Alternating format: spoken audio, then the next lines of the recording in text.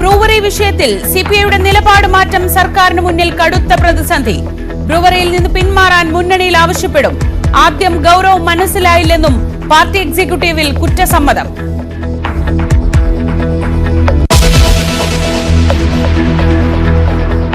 പ്രിയങ്ക ഗാന്ധി ഇന്ന് വയനാട്ടിൽ കടുവ ആക്രമിച്ചു കൊന്ന രാധയുടെ വീട് സന്ദർശിക്കും. ആത്മഹത്യ ചെയ്ത DCC ട്രഷറർ NM വിജയന്റെ വീട്ടിലുമെത്തും.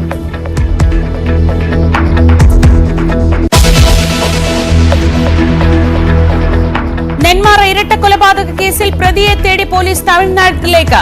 അന്വേഷണം 4 സംഘങ്ങളായി തിരിഞ്ഞ് സുധാകരന്റെയും അമ്മയുടെയും മൃതദേഹങ്ങൾ ബന്ധുക്കൾക്ക് വിട്ടുകൊടുക്കും.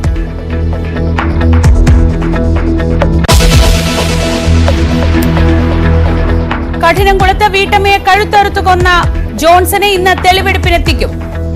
ജോൺസനെ ആശുപത്രിയിൽ നിന്ന് ഡിസ്ചാർജ് ചെയ്തു. തെളിവെടുപ്പിന് ശേഷം കോടതിയിൽ ഹാജരാക്കും.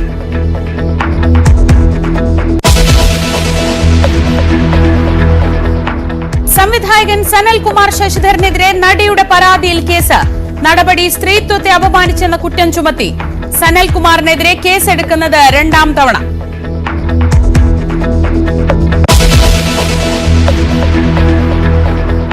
ജയം മാത്രം ലക്ഷ്യമിട്ട് ഇംഗ്ലണ്ടിനെതിരെ ഇന്ത്യ ഇറങ്ങുന്നു. ഇന്നത്തെ മത്സരവും ജയിച്ചാൽ പരമ്പര സ്വന്തം. പരമ്പര കൈവിടാതിരിക്കാൻ 2ഉം കൽപ്പിച്ച് ഇംഗ്ലണ്ട്.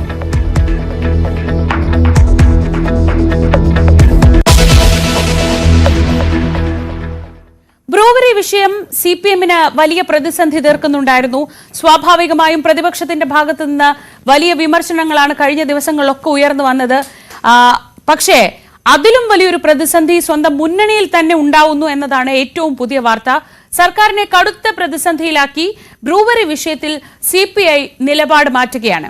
ബ്രൂവറി തുടങ്ങാനുള്ള തീരുമാനത്തിൽ നിന്ന് പിന്മാറാൻ മുന്നണി നേതൃത്വത്തോട് ആവശ്യപ്പെടാൻ CPI സംസ്ഥാന എക്സിക്യൂട്ടീവിൽ ധാരണയായി. പ്രശ്നത്തിന്റെ ഗൗരവം മനസ്സിലാക്കാൻ കഴിഞ്ഞില്ലെന്ന് നേതൃത്വം എക്സിക്യൂട്ടീവിൽ തുറന്നു പറഞ്ഞു. മന്ത്രിസഭാ യോഗത്തിൽ സംശയങ്ങൾ ഉന്നയിച്ചിരുന്നതായി മന്ത്രിമാരും വ്യക്തമാക്കി. പ്രതിപക്ഷത്തിന്റെ എതിർപ്പ്, പ്രാദേശിക പ്രതിഷേധങ്ങൾ. ഇപ്പോൾ മുന്നണിയിൽ നിന്നു തന്നെ ബ്രൂവറി വിഷയത്തിൽ ചോദ്യങ്ങൾ ഉയരുകയാണ്. പാരിസ്ഥിതിക വിഷയങ്ങളിൽ പാർട്ടി സ്വീകരിക്കുന്ന നയസമീപനങ്ങൾക്ക് കടകവിരുദ്ധമാണ് ജലചൂഷണം ഉറപ്പായ മദ്യശാല വിഷയത്തിൽ എടുത്തതെന്ന വിമർശനമാണ് CPIക്കുള്ളിൽ ഉയർന്നത്. CPIയുടെ 4 മന്ത്രിമാർ കൂടി ഉൾപ്പെട്ട മന്ത്രിസഭാ യോഗമാണ് തീരുമാനം കൈക്കൊണ്ടത്. മന്ത്രിസഭാ യോഗത്തിനു മുമ്പ് സംസ്ഥാന സെക്രട്ടറിയോട് മന്ത്രിമാർ ഇക്കാര്യത്തിലെ പാർട്ടി നിലപാട് തേടിയിരുന്നു. ബിനോയ് വിശ്വം പച്ചക്കൊടി കാട്ടിയതോടെയാണ് മന്ത്രിസഭാ യോഗത്തിൽ പൊതു തീരുമാനത്തിനൊപ്പം CPI മന്ത്രിമാരും നിന്നത്. പ്രശ്നത്തിന്റെ ഗൗരവം മനസ്സിലാക്കാൻ സാധിച്ചില്ലെന്ന സ്വയം വിമർശനാത്മക നിലപാടാണ് CPI എക്സിക്യൂട്ടീവിൽ നേതൃത്വം സ്വീകരിച്ചത്. മന്ത്രിസഭാ യോഗത്തിൽ ജലചൂഷണത്തിന്റെ കാര്യത്തിൽ സംശയങ്ങൾ ഉന്നയിച്ചിരുന്നുവെന്ന് മന്ത്രിമാരും എക്സിക്യൂട്ടീവിൽ വ്യക്തമാക്കി. ജലചൂഷണം ഉണ്ടാകില്ലെന്ന് എക്സൈസ് മന്ത്രി ഉറപ്പു നൽകിയതായി CPI മന്ത്രിമാർ പറഞ്ഞു. എന്നാൽ പറ്റിയ തെറ്റ് തിരുത്തണമെന്ന അഭിപ്രായമാണ് എക്സിക്യൂട്ടീവിലുണ്ടായത്. തുടർന്നാണ് ബ്രൂവറി വേണ്ടെന്ന പാർട്ടി നിലപാട് മുന്നണി നേതൃത്വത്തെ അറിയിക്കാൻ ബിനോയ് വിശ്വത്തെ ചുമതലപ്പെടുത്തിയത്. CPI പാലക്കാട് ജില്ലാ ഘടകം പദ്ധതിക്കെതിരെ ശക്തമായ നിലപാടാണ് സ്വീകരിച്ചത്. അതുകൂടി കണക്കിലെടുത്താണ് സംസ്ഥാന നേതൃത്വത്തിന്റെ നിലപാട് മാറ്റം. പദ്ധതിയുമായി മുന്നോട്ടു പോകുമെന്ന നിലപാട് സ്വീകരിച്ച CPM-നും സർക്കാരിനും വലിയ വെല്ലുവിളിയാണ് CPIയുടെ ഈ നയമാറ്റം ഉണ്ടാക്കുക. പ്രതിപക്ഷത്തിനും ഇത് കൂടുതൽ ഊർജം നൽകും. ന്യൂസ് 18 തിരുവനന്തപുരം. വിവരങ്ങളുമായി ഡാൻ കുര്യൻ തിരുവനന്തപുരത്ത് നിന്ന്. Dan, good morning. ഈ ബ്രൂവറി സർക്കാരിന് വലിയ പ്രതിസന്ധി തീർക്കുന്നുണ്ടായിരുന്നു. അത് പ്രതിപക്ഷത്തിന്റെ ആരോപണങ്ങളും പ്രതിപക്ഷം ഉന്നയിക്കുന്ന പ്രശ്നങ്ങളും ഒക്കെയായിരുന്നു. പക്ഷേ ഇതിപ്പോൾ CPI മുന്നണിയിൽ 2ാമത്തെ കക്ഷിയാണ്. അവരൊരു ഇടതുപക്ഷ പ്രസ്ഥാനത്തിന്റെ ഭാഗമായി നിൽക്കുന്ന ആൾക്കാരാണ്. അപ്പോൾ സ്വാഭാവികമായും ഇതിന് വഴങ്ങിക്കൊടുക്കുമ്പോൾ സർക്കാരിനുണ്ടാവുന്ന ഒരു ഇമേജ് ഇഷ്യൂ ഉണ്ട്. സ്വാഭാവികമായും സർക്കാർ ഇത് വലിയൊരു പ്രസ്റ്റീജിയസ് പരിപാടിയായിട്ടാണ് കണ്ടിട്ടുള്ളത്. വഴങ്ങിക്കൊടുത്തില്ലെങ്കിൽ CPI, നമുക്കറിയാം കുറച്ചു കാലമായി തന്നെ CPI പല കാര്യങ്ങളും ഇടഞ്ഞു നിൽക്കുന്നുണ്ട്. ഇത് മുന്നണിക്കകത്തൊരു വലിയ പ്രശ്നമായി മാറുകയും ചെയ്യും. ശരിക്കും ഒരു ഊരാക്കുടുക്കിൽ ചെന്ന് പെട്ടിരിക്കുകയാണ് ഇപ്പോൾ സർക്കാർ ഈ ബ്രൂവറി വിഷയത്തിൽ. Good morning Sreeja. ഇപ്പോൾ സൂചിപ്പിച്ച പോലെ ഈ ബ്രൂവറിയുമായി ബന്ധപ്പെട്ട പ്രതിപക്ഷം സഭയ്ക്കകത്ത് വലിയ തരത്തിലുള്ള പ്രതിഷേധങ്ങൾ ഉയർത്തിയായിരുന്നു. സഭയ്ക്ക് പുറത്തും സമാനമായ തരത്തിലുള്ള പ്രതിഷേധങ്ങൾ പുരോഗമിക്കുകയാണ്. അതിനിടയിലാണ് മുന്നണിയുടെ തന്നെ ഭാഗമായ CPI വലിയ തരത്തിൽ ഈ ഒരു വിഷയത്തിൽ നിലപാട് മാറ്റവുമായി രംഗത്തെത്തിയിരിക്കുന്നത് എന്നത് സർക്കാരിനെ ചില്ലറയായിട്ടൊന്നും ആയിരിക്കില്ല ബാധിക്കുന്നത്. കാരണം ഈ വിഷയവുമായി ബന്ധപ്പെട്ട് CPIയുടെ പാലക്കാട് ജില്ലാ ഘടകം തന്നെയാണ് ആദ്യഘട്ടത്തിൽ വലിയ പ്രതിഷേധവുമായി രംഗത്തെത്തിയത്. അവർ ആ പ്രതിഷേധത്തിലേക്ക് കടക്കാനിടയായ സാഹചര്യം തന്നെയാണ് ഇവിടെ ഈ നിലപാട് മാറ്റത്തിലേക്ക് വരെ വഴിവെച്ചിരിക്കുന്നത്. അതായത് ഈ കുടിവെള്ള ശോഷണം ഉണ്ടാകും അവിടെ എന്നത് കൃത്യമായി ബോധ്യപ്പെട്ടതിന്റെ അടിസ്ഥാനത്തിലാണ് അങ്ങനെ ഒരു പ്രതിഷേധവുമായി പാലക്കാട് CPIയുടെ ജില്ലാ ഘടകം രംഗത്തെത്തുന്ന പശ്ചാത്തലമുണ്ടായത്.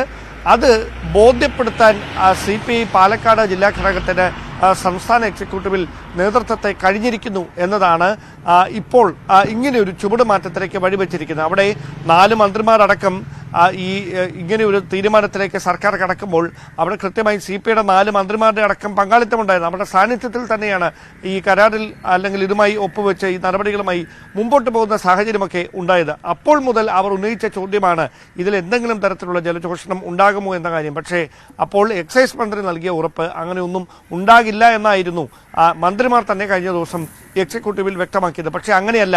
പ്രാദേശികമായി ഇതുമായി ബന്ധപ്പെട്ട് വലിയ തരത്തിലുള്ള പ്രതിഷേധങ്ങൾ ഉയരുന്ന ഒരു പശ്ചാത്തലമുണ്ട്. അതോടൊപ്പം മുന്നണിക്കുള്ളിൽ നിന്ന് തന്നെ പാർട്ടിക്കുള്ളിൽ നിന്ന് തന്നെ CPIക്ക് ഇതുമായി ബന്ധപ്പെട്ട എതിർസ്വരം കേൾക്കേണ്ടി വരുന്നു. ആ ഒരു പശ്ചാത്തലത്തിലാണ് എക്സിക്യൂട്ടീവിൽ നിർണായകമായ ഒരു തീരുമാനമെടുത്തിരിക്കുന്നത്. അങ്ങനെയാണെങ്കിൽ പച്ചക്കൊടി കാട്ടാൻ, അതായത് ഇതുമായി മുമ്പോട്ട് പൊക്കോളാൻ പറഞ്ഞ അതേ ബിനോയ് വിശ്വം തന്നെ ഈ പദ്ധതിയുമായി ബന്ധപ്പെട്ട് ഇപ്പോഴുണ്ടായിരിക്കുന്ന എതിർപ്പുകൾ, പ്രതിഷേധങ്ങൾ അത് കണക്കിലെടുത്തുകൊണ്ട് നിലപാട് മാറ്റത്തിന് തയ്യാറാക്കണമെന്ന കാര്യം മുന്നണിയെ അറിയിക്കും എന്ന തരത്തിലാണ് എക്സിക്യൂട്ടീവിലെ വിലയിരുത്തലുകൾ. അങ്ങനെയാണ് തീരുമാനങ്ങൾ. അങ്ങനെയാണെങ്കിൽ അത് LDFന് ഏത് തരത്തിലായിരിക്കും പ്രതികൂലമായി ബാധിക്കുക, സർക്കാർ ഏത് തരത്തിൽ ഈ പ്രതിസന്ധിയെ അതിജീവിച്ചുകൊണ്ട് ഈ പദ്ധതിയുമായി മുമ്പോട്ട് പോകും, ഇതാണ് ഇനി അറിയാനുള്ളത്. ഡാൻ, ഒരു തവണ ഇതുപോലൊരു ബ്രൂവറി വിഷയത്തിൽ സർക്കാരിന് കഴിഞ്ഞ ആദ്യ പിണറായി സർക്കാരിന്റെ അവസാന കാലത്ത് പിറകോട്ട് പോകേണ്ടി വന്നതാണ്. അത് കഴിഞ്ഞാണ് അവർ ഇപ്പോൾ വളരെ ആത്മവിശ്വാസത്തോടെ ഈ പദ്ധതി ഒരു തരത്തിലും ജലചൂഷണം ഉണ്ടാക്കില്ല, അല്ലെങ്കിൽ ഒരുപാട് പേർക്ക് ജോലി കൊടുക്കാൻ കഴിയും, കാർഷിക മേഖലയ്ക്ക് ഗുണപ്രദമാവും എന്നൊക്കെ പറഞ്ഞുകൊണ്ട് ഇങ്ങനെ ഒരു പദ്ധതിയുമായി മുന്നോട്ട് വരുന്നത് MP രാജേഷ് ഇതൊരു അഭിമാന പ്രശ്നമായി കണ്ടിട്ടുണ്ട് എന്ന് തന്നെയാണ് നമുക്ക് അദ്ദേഹത്തിന്റെ കഴിഞ്ഞ കുറെ നാളുകളായിട്ടുള്ള അദ്ദേഹത്തിന്റെ സംസാരങ്ങളിൽ നിന്ന് മനസ്സിലാവുന്നത്. അങ്ങനെയെങ്കിൽ ഇത് മുന്നണിയിൽ പ്രത്യേകിച്ച് ബിനോയ് വിശ്വത്തിന് കാര്യങ്ങൾ അറിയാമായിരുന്നായിരുന്നു. ഇപ്പോൾ ഇങ്ങനെ ഒരു കുറ്റസമ്മതം, എനിക്കിതിന്റെ ഗൗരവം മനസ്സിലായില്ല അല്ലെങ്കിൽ ഞങ്ങൾക്കിതിന്റെ ഗൗരവം മനസ്സിലായില്ല എന്ന് പറയുന്നത് എത്രത്തോളം സർക്കാർ അംഗീകരിച്ചു കൊടുക്കും? സ്വാഭാവികമായും CPMന് ഒരു വലിയേട്ടൻ സ്വഭാവമുണ്ട് മുന്നണിക്കകത്ത് എന്നതൊക്കെ ഒരു പരസ്യമായ രഹസ്യമാണ്. അങ്ങനെയെങ്കിൽ CPIയുടെ ഈ ഒരു വിമർശനത്തെ എത്ര കണ്ട് അവർക്ക് അംഗീകരിച്ചു കൊടുക്കാൻ കഴിയും?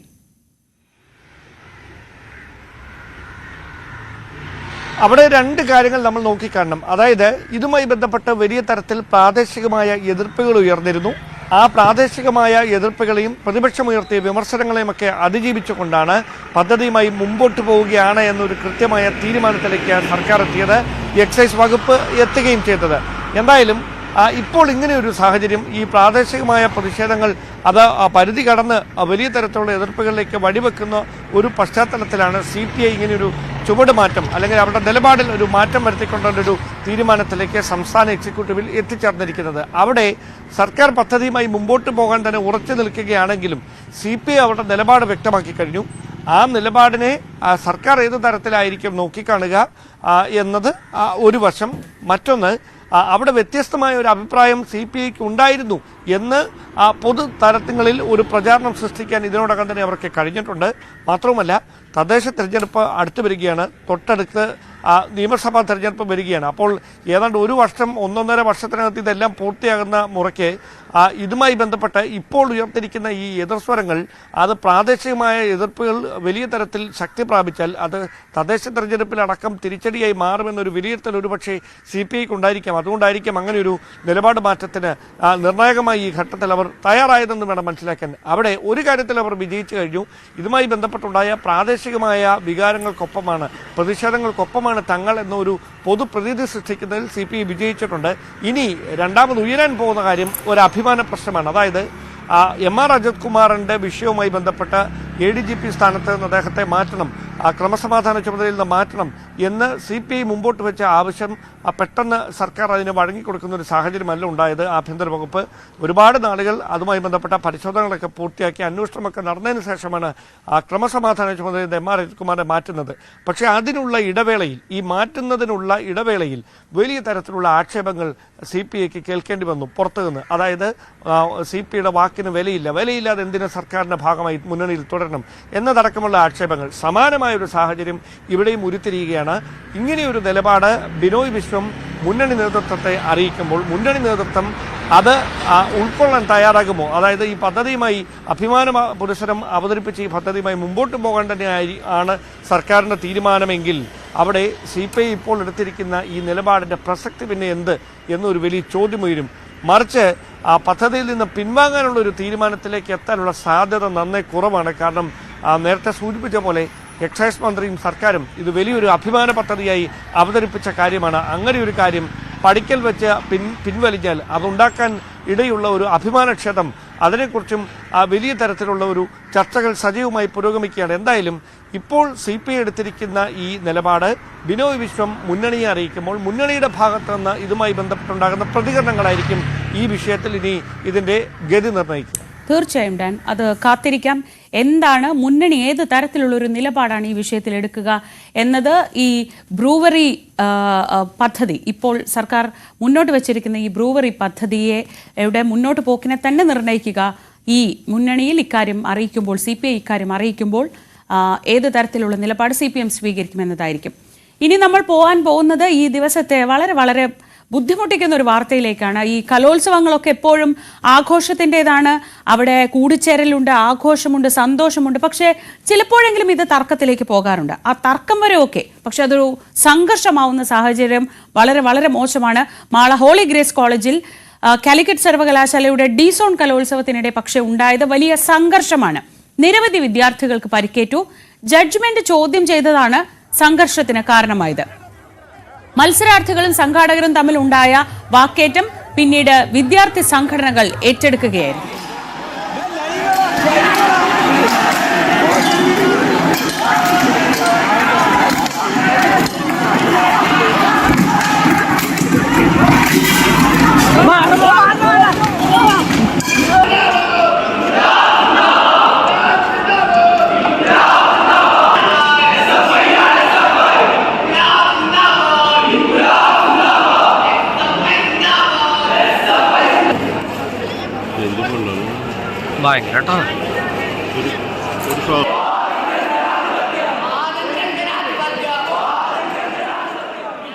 പരിക്കേറ്റവരുമായി പോയ ആംബുലൻസിന് നേരെയും ആക്രമണമുണ്ടായി. KSU ജില്ലാ പ്രസിഡന്റ് ഗോകുൽ അടക്കം 10 പേർ സഞ്ചരിച്ചിരുന്ന ആംബുലൻസിന് നേരെയാണ് ആക്രമണമുണ്ടായത്.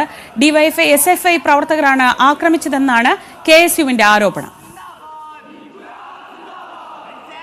രാജു ഗുരുവായൂർ വിവരങ്ങളുമായി. രാജു, ഞാൻ തുടക്കത്തിൽ പറയുകയായിരുന്നു, ഈ വാക്കേറ്റമുണ്ടാവുക അല്ലെങ്കിൽ തർക്കമുണ്ടാവുക അതൊക്കെ സ്വാഭാവികമാണ്. പക്ഷേ ഈ ദൃശ്യങ്ങളിൽ കാണുന്നത് വെച്ചത് വാക്കേറ്റവും തർക്കവും ഒന്നുമല്ല, അതൊരു വലിയ സംഘർഷമാണ്. പരസ്പരം ചേരിതിരിഞ്ഞ് ക്രൂരമായി മർദ്ദിക്കുന്ന തരത്തിലുള്ള ദൃശ്യങ്ങളാണ് നമ്മൾ കണ്ടുകൊണ്ടിരിക്കുന്നതാണ്. ഇങ്ങനെ ഒരു വലിയ സംഘർഷത്തിലേക്ക് കാര്യങ്ങൾ പോയത് എങ്ങനെയാണ്? ശ്രീജ, രാവിലെ തന്നെ നമുക്ക് അതീവ ദുഃഖകരമായ ഒരു വാർത്തയാണ് സംപ്രേഷണം ചെയ്യേണ്ടി വരുന്നത്. ആഘോഷങ്ങളുടെ നിറവിൽ നിൽക്കേണ്ട കോളേജ് അങ്കണങ്ങളാണ് ഇത്തരത്തിൽ സംഘർഷഭരിതമാകുന്നത്. വിധി നിർണയവുമായി, അതായത് സ്കിറ്റ് അവതരണത്തിന്റെ വിധി നിർണയവുമായി ബന്ധപ്പെട്ട് വിദ്യാർത്ഥികൾ തമ്മിലുണ്ടായ സംഘർഷമാണ് പിന്നീട് അത് നേതൃത്വം ഏറ്റെടുക്കുകയും KSUവും SFIയും തമ്മിൽ സംഘർഷവും ഉണ്ടാവുകയും ചെയ്തത്. അതിക്രൂരമായ തരത്തിൽ വിദ്യാർത്ഥികളെ മർദ്ദിക്കുന്ന രംഗങ്ങളാണ് നമുക്ക് കാണേണ്ടി വന്നത്. വിധി നിർണയവുമായി ബന്ധപ്പെട്ട് സംഘർഷമുണ്ടായപ്പോൾ SFI ആണ് എന്ന് ഒരു വിഭാഗം പറയുകയും അതുപോലെ തന്നെ KSU ആണ് എന്ന് മറുവിഭാഗവും പരസ്പരം കുറ്റപ്പെടുത്തുന്ന ഒരു രീതിയാണ് നമുക്കിപ്പോൾ കാണാൻ കഴിയുന്നത്. ഇതേ തുടർന്ന് D-സോൺ കലോത്സവം തൽക്കാലം നിർത്തിവെച്ചിട്ടുണ്ട്. ഇന്ന് അവസാനിക്കേണ്ട ദിവസമായിരുന്നു. എന്നാൽ പോലീസ് എത്തി ലാത്തി വീശിയതോടെയാണ് സംഘർഷത്തിന് നേരിയ അയവ് വന്നത്.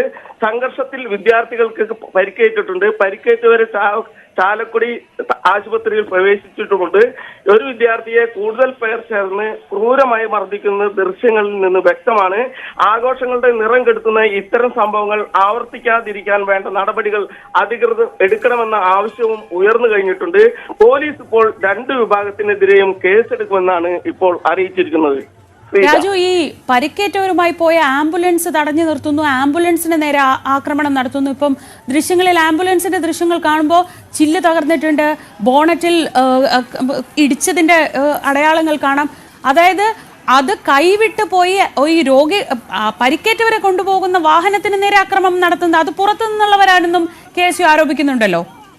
തീർച്ചയായും ശ്രീജ, അതായത് ഈ പരിക്കേറ്റ ഈ വിദ്യാർത്ഥികളെ ഈ ആംബുലൻസിൽ കയറ്റി ആശുപത്രിയിലേക്ക് കൊണ്ടുവന്നതിനിടയിൽ ഒരു സംഘം ആളുകൾ ചേർന്ന് ആംബുലൻസ് തടയുകയും അവരെ പുറത്തേക്ക് വലിച്ചിട്ട് മർദ്ദിക്കുന്ന ഒരു സംഭവം ഉണ്ടായി. അതോടൊപ്പം തന്നെ ആംബുലൻസിന്റെ ചില്ലുകൾ തകർക്കുകയും ഇതേ തുടർന്ന് ഈ ജില്ലാ പ്രസിഡന്റായ ഗോകുൽ ഉൾപ്പെടെ KSUവിന്റെ ജില്ലാ പ്രസിഡന്റ് ഗോകുൽ ഉൾപ്പെടെ ഓടി അടുത്ത പോലീസ് സ്റ്റേഷനിലെത്തി അവിടെ അഭയം പ്രാപിക്കുന്ന ഒരു സ്ഥിതിവിശേഷവും ഉണ്ടായി. ഇത്തരത്തിൽ പരസ്പരം സംഘർഷഭരിതമായ ഒരു അന്തരീക്ഷം സൃഷ്ടിക്കുകയും അതോടൊപ്പം തന്നെ കൂടുതൽ സംഘർഷത്തിലേക്ക് കടക്കുകയും ചെയ്യുന്ന ഒരു സ്ഥിതിവിശേഷമാണ് ഇതോടെ തുടർന്നുണ്ടായത്. പോലീസ് ഇപ്പോൾ 2 വിഭാഗത്തിനെതിരെയും കേസെടുക്കുമെന്നുള്ള ഒരു നിലപാടാണ് എടുത്തിട്ടുള്ളത്. ശ്രീജ. ശരി, രാജു ഗുരുവായൂരാണ് വിവരങ്ങൾ നൽകിക്കൊണ്ടിരിക്കുന്നത്. തൃശൂർ മാള ഹോളി ഗ്രേസ് കോളേജിലായിരുന്നു കലോത്സവത്തിനിടെ ഇങ്ങനൊരു വലിയ സംഘർഷമുണ്ടായത്. KSU SFI പ്രവർത്തകർ ചേരിതിരിഞ്ഞ് പരസ്പരം ഏറ്റുമുട്ടുന്ന തരത്തിലേക്ക് ജഡ്ജ്മെന്റിനെ ചൊല്ലിയുണ്ടായ ഒരു തർക്കം മാറുകയായിരുന്നു. തുടർന്ന് ഇവിടെ നിന്ന് പരിക്കേറ്റ KSU പ്രവർത്തകരെ കൊണ്ടുപോകുന്ന ആംബുലൻസിന് നേരെയും അക്രമമുണ്ടായി. ആംബുലൻസിന്റെ ചില്ലുകൾ തകർന്ന നിലയിൽ കാണാം. ഇപ്പോൾ പരിക്കേറ്റവരെ ആശുപത്രിയിൽ പ്രവേശിപ്പിച്ചിട്ടുണ്ട്.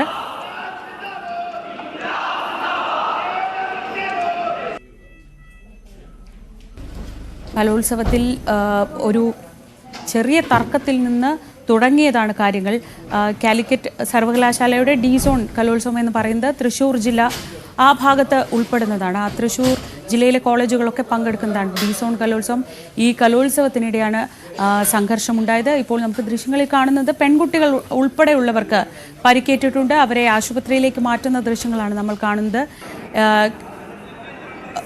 ആദ്യം നമ്മൾ കാണുന്ന ദൃശ്യങ്ങളിൽ ഒരു വിദ്യാർത്ഥിയെ ക്രൂരമായി വളഞ്ഞിട്ട് മർദ്ദിക്കുന്നത് കാണാം.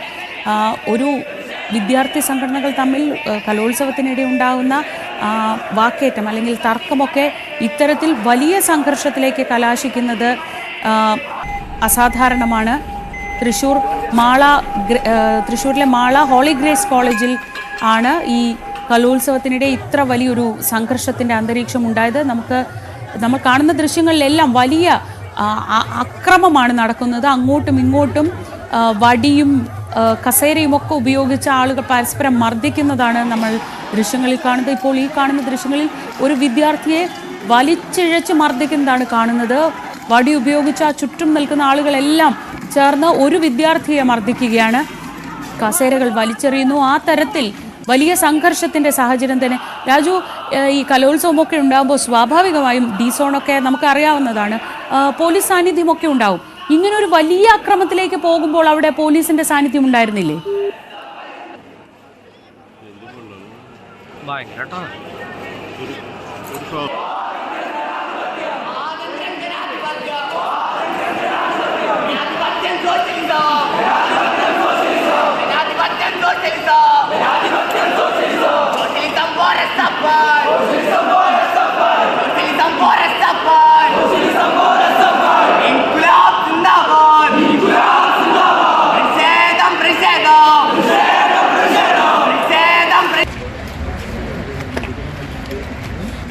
അടിച്ചിട്ടുണ്ട്.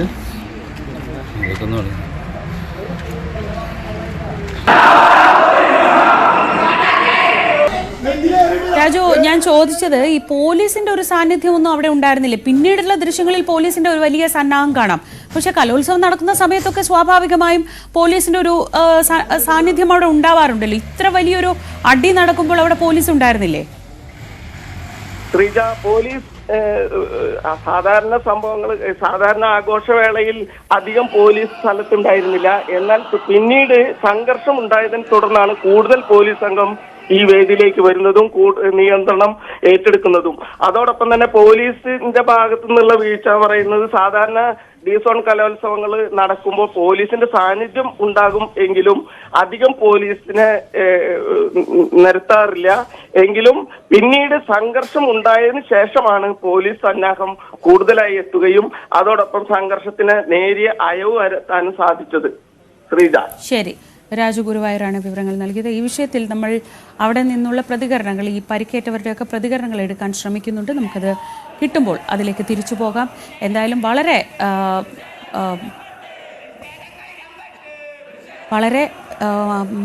ബുദ്ധിമുട്ടിക്കുന്ന തരത്തിൽ, അല്ലെങ്കിൽ വളരെ ആശങ്കപ്പെടുത്തുന്ന തരത്തിലുള്ളൊരു സംഘർഷമാണ് ഒരു കലോത്സവവുമായി ബന്ധപ്പെട്ട് തൃശ്ശൂർ മാള ഹോളി ഗ്രേസ് കോളേജിൽ ഉണ്ടായത്.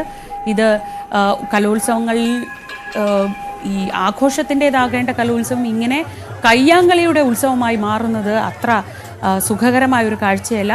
എന്തായാലും അവിടെ നിന്നുള്ള കൂടുതൽ വിവരങ്ങളിലേക്ക് നമുക്ക് മടങ്ങിയെത്താം ഇടവേളയ്ക്ക് ശേഷം.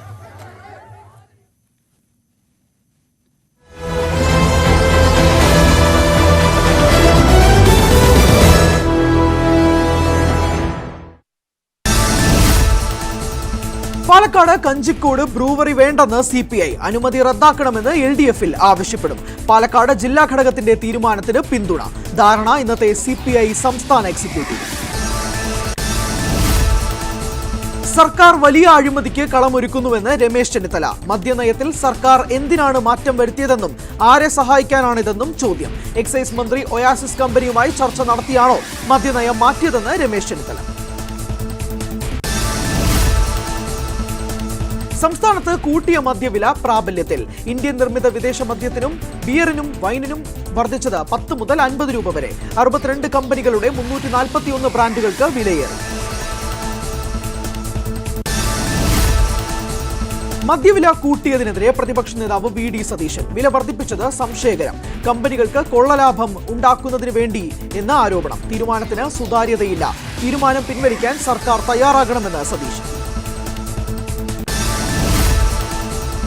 വയനാട് മുട്ടിൽമലയിൽ പുലിയുടെ ആക്രമണത്തിൽ യുവാവിന് പരിക്ക്. പിണങ്ങോട് സ്വദേശി വിനീതിനാണ് പരിക്കേറ്റത്. സ്വകാര്യ എസ്റ്റേറ്റിലാണ് സംഭവം.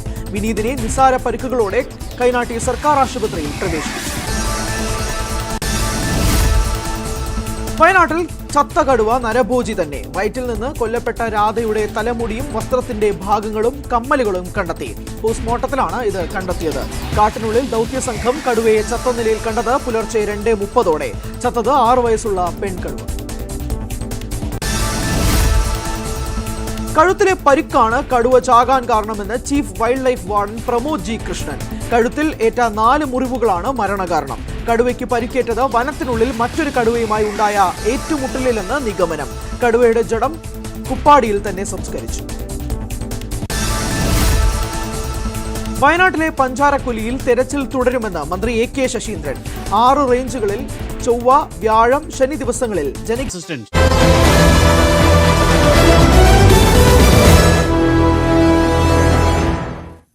മറ്റു വാർത്തകളിലേക്ക് പോകാം. പ്രമുഖ നടിയുടെ പരാതിയിൽ സംവിധായകൻ സനൽകുമാർ ശശിധരനെതിരെ സ്ത്രീത്വത്തെ അപമാനിച്ചതിന് കേസ്. എറണാകുളം എളമക്കര പോലീസാണ് കേസെടുത്തത്. നേരത്തെ 2022-ലും സനൽകുമാറിനെതിരെ ഇത്തരത്തിൽ കേസെടുത്തിരുന്നു. നവമി ദിനേശ് വിവരങ്ങളുമായി. സംവിധായകൻ സനൽകുമാർ ശശിധരനെതിരെയാണ് ഇപ്പോൾ കേസെടുത്തിരിക്കുന്നത്. നവമി ദിനേശ് ചേരുന്നുണ്ട് കൊച്ചിയിൽ നിന്ന്. Navami, good morning. ഇത് ആദ്യമായല്ല സനൽകുമാർ ശശിധരനെതിരെ ഇങ്ങനെ ഒരു കേസ് എടുക്കുന്നത്, അതും അതേ നടിയുടെ പരാതിയിൽ ഇപ്പോൾ രണ്ടാമതും. കഴിഞ്ഞ ദിവസങ്ങളിലൊക്കെ തുടർച്ചയായി ഈ സനൽകുമാർ ശശിധരൻ അവരുടെ പേര് പറയാതെയുള്ള ഓരോ പോസ്റ്റുകൾ ഇടുന്നുണ്ടായിരുന്നു. അത് പക്ഷേ അതിനോടൊപ്പം ചേർത്തിട്ടുള്ള ചിത്രങ്ങളിൽ നിന്ന് അത് ആരെ പറ്റിയാണ് അദ്ദേഹം പറയുന്നതെന്ന് വ്യക്തവുമായിരുന്നു.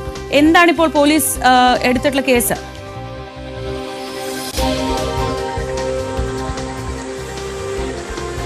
ശ്രീജ, സ്ത്രീത്വത്തെ അപമാനിച്ചു എന്ന വകുപ്പ് ചുമത്തിയാണ് ഇപ്പോൾ സനൽകുമാർ ശശിധരനെതിരെ ഈ നടിയുടെ പരാതിയിൽ കേസെടുത്തിരിക്കുന്നത്. എളമക്കര പോലീസാണ് കേസെടുത്തിരിക്കുന്നത്. പക്ഷേ സനൽകുമാർ ശശിധരൻ അമേരിക്കയിലാണ്.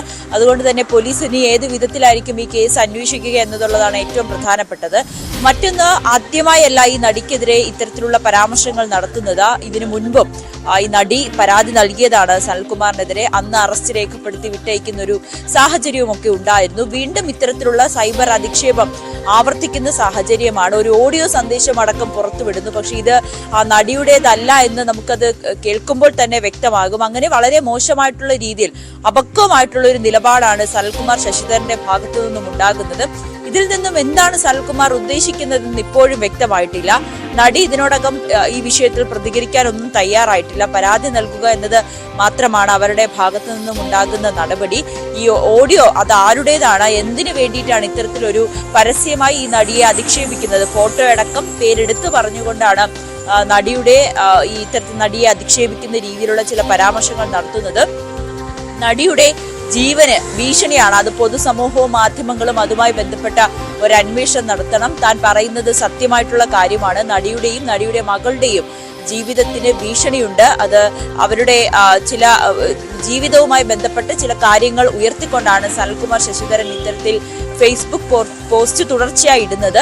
അതോടൊപ്പം ഈ ഒരു ആദ്യത്തെ ഫേസ്ബുക്ക് പോസ്റ്റ് ഈ നടിയുടെ പേരും ചിത്രവും വെച്ച് ചില കാര്യങ്ങൾ പരാമർശിച്ചുകൊണ്ടുള്ള ഈ ഫേസ്ബുക്ക് പോസ്റ്റ് അത് വന്നതിന് പിന്നാലെ ന്യൂസ് 18 അടക്കം ഇതിനെ വാർത്തയാക്കിയിരുന്നു. അതുൾപ്പെടെ പിന്നീട് സനൽകുമാർ ശശിധരൻ തന്റെ ഫേസ്ബുക്കിൽ പകർത്തി അതിനെ തന്നെ രൂക്ഷമായി വിമർശിക്കുന്ന ഭാഷയിൽ വീണ്ടും ഇത്തരത്തിൽ അധിക്ഷേപം ആവർത്തിക്കുന്ന സാഹചര്യമാണ്. എന്താണ് സനൽകുമാർ ശശിധരൻ ഇതുകൊണ്ട് ഉദ്ദേശിക്കുന്നതെന്ന് ഇപ്പോഴും വ്യക്തമായിട്ടില്ല. എന്തായാലും നടി പരാതി നൽകിയിട്ടുണ്ട്.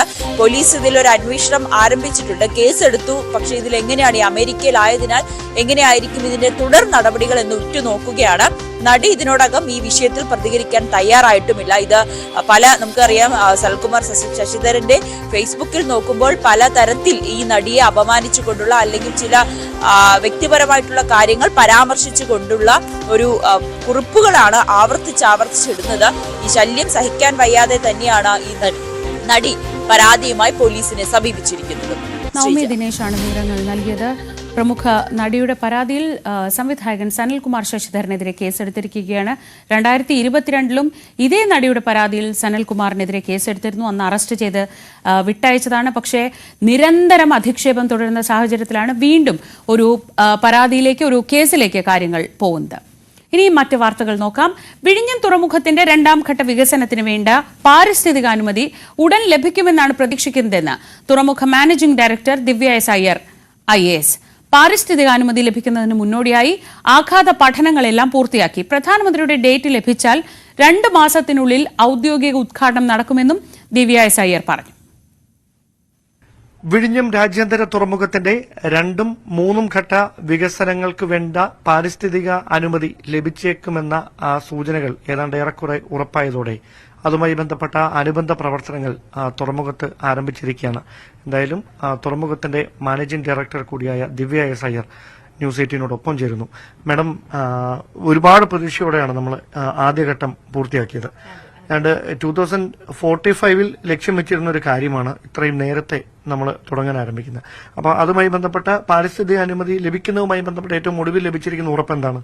ഇപ്പം നമ്മൾ അതിന്റെ ഒരു പരിസ്ഥിതി അനുമതി ലഭിക്കുക എന്നുള്ളതിന്റെ ഒരു അവസാന ഘട്ടത്തിലാണ്. ഇവിടെ സൂചിപ്പിച്ച പോലെ ആദ്യം കരാർ വെച്ചിരുന്ന സമയത്ത് 2045 കൂടിയാണ് വിഴിഞ്ഞം അന്താരാഷ്ട്ര തുറമുഖം അതിന്റെ പരിപൂർണ ഒരു സമ്പൂർണ്ണ ശേഷിയിലേക്ക് പോവുക എന്നുള്ളതായിരുന്നു അന്നത്തെ ഒരു കണക്കുകൂട്ടൽ. പക്ഷെ നിലവിലത്തെ നമ്മുടെ സമുദ്രാധിഷ്ഠിതമായിട്ടുള്ള വിപണിയുടെ ഒരു സാഹചര്യം നോക്കിയും അനവധി സാധ്യതകൾ നമുക്കിപ്പോൾ തുറന്നു വരുന്നത് നമ്മൾ നോക്കിയും അതിനോടൊപ്പം തന്നെ കേരളത്തിൽ നമുക്കിപ്പോൾ നമ്മുടെ ഒരു സമ്പദ് വ്യവസ്ഥയ്ക്ക് ഏറ്റവും ആവശ്യമായിട്ടുള്ള ഒരു ആക്കം കൂട്ടൽ എന്നുള്ള ഒരു രീതിയിലും കൂടിയാണ് നമ്മൾ ശേഷി വർദ്ധിപ്പിക്കൽ 2028 കൂടി നമ്മൾ പൂർത്തിയാക്കുമെന്നുള്ളത് ഉറപ്പുവച്ചിരിക്കുന്നത്. അങ്ങനെ ഒരു ധാരണ നമ്മൾ തമ്മിൽ ഉണ്ടാക്കിയിട്ടുമുണ്ട്. അതായത് AVPPLും വിസലും തമ്മിൽ, കേരള സർക്കാരും തമ്മിൽ അങ്ങനെ ഒരു ധാരണയും അങ്ങനെ ഒരു കരാറിലും ഏർപ്പെട്ട് കഴിഞ്ഞു. അപ്പൊ അതിന്റെ അടുത്ത പടി എന്നുള്ളത് ഈ പറയുന്ന ശേഷി വർദ്ധിപ്പിക്കലിന് വേണ്ടുന്ന നിർമ്മാണ പ്രവർത്തികൾക്കായിട്ടുള്ള പാരിസ്ഥിതിക അനുമതി ആദ്യം നമ്മുടെ സംസ്ഥാന തലത്തിലും അത് പബ്ലിക് ഹിയറിംഗ് ഉൾപ്പെടെയുള്ള കാര്യങ്ങൾ, അതായത് പൊതുജനങ്ങളെ എല്ലാവരെയും ബോധ്യപ്പെടുത്തിക്കൊണ്ട് തന്നെ നമ്മുടെ സംസ്ഥാനത്തിലെ നമ്മുടെ പരിസ്ഥിതി വകുപ്പും അതുപോലെ തന്നെ കോസ്റ്റൽ സോൺ റെഗുലേറ്ററി അതോറിറ്റിയും എല്ലാവരും കൂടി ചേർന്ന് ഇവിടെ ആദ്യം ഒരു അപഗ്രഥനം നടത്തി അതിന്റെ സവിശേഷതകൾ എന്തൊക്കെയാണ്, അതിന് നമ്മൾ ചെയ്യേണ്ടുന്ന മുൻകൂറായി ചെയ്യേണ്ടുന്ന കാര്യങ്ങൾ എന്തൊക്കെയാണ്, സുരക്ഷാ ക്രമീകരണങ്ങൾ എന്തൊക്കെയാണ് എന്നൊക്കെയുള്ളതെല്ലാം നടത്തിക്കൊണ്ട് ഇവിടെ നിന്നും റിപ്പോർട്ട് കേന്ദ്രത്തിലേക്ക് പോവുകയും കേന്ദ്രത്തിൽ ഇപ്പോൾ പാരിസ്ഥിതിക വകുപ്പിന്റെ ഈ ഒരു കമ്മിറ്റി എല്ലാ മാസവും കൂടുന്ന ഒരു കമ്മിറ്റിയാണ്. അപ്പോൾ ഈ മാസം ജനുവരിയിൽ ആ ഒരു സമിതിയിൽ നമ്മുടെ വിഴിഞ്ഞം തുറമുഖത്തിന്റെ എൻവയൺമെന്റൽ ക്ലിയറൻസുമായി ബന്ധപ്പെട്ടിട്ടുള്ള എല്ലാ വിശദീകരണങ്ങളും ആവശ്യപ്പെട്ട് അതെല്ലാം അവതരിപ്പിച്ചു കഴിഞ്ഞ്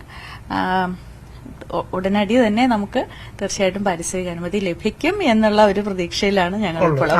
നമുക്കൊരു പ്രധാനപ്പെട്ട സംശയം, ഇപ്പൊ നിലവിൽ 2 മുതൽ 3 കപ്പലുകൾ വരെ, രാജ്യാന്തര കപ്പലുകൾ വരെ ദിവസവും അവിടെ എത്തുന്ന ഒരു സാഹചര്യമുണ്ട്.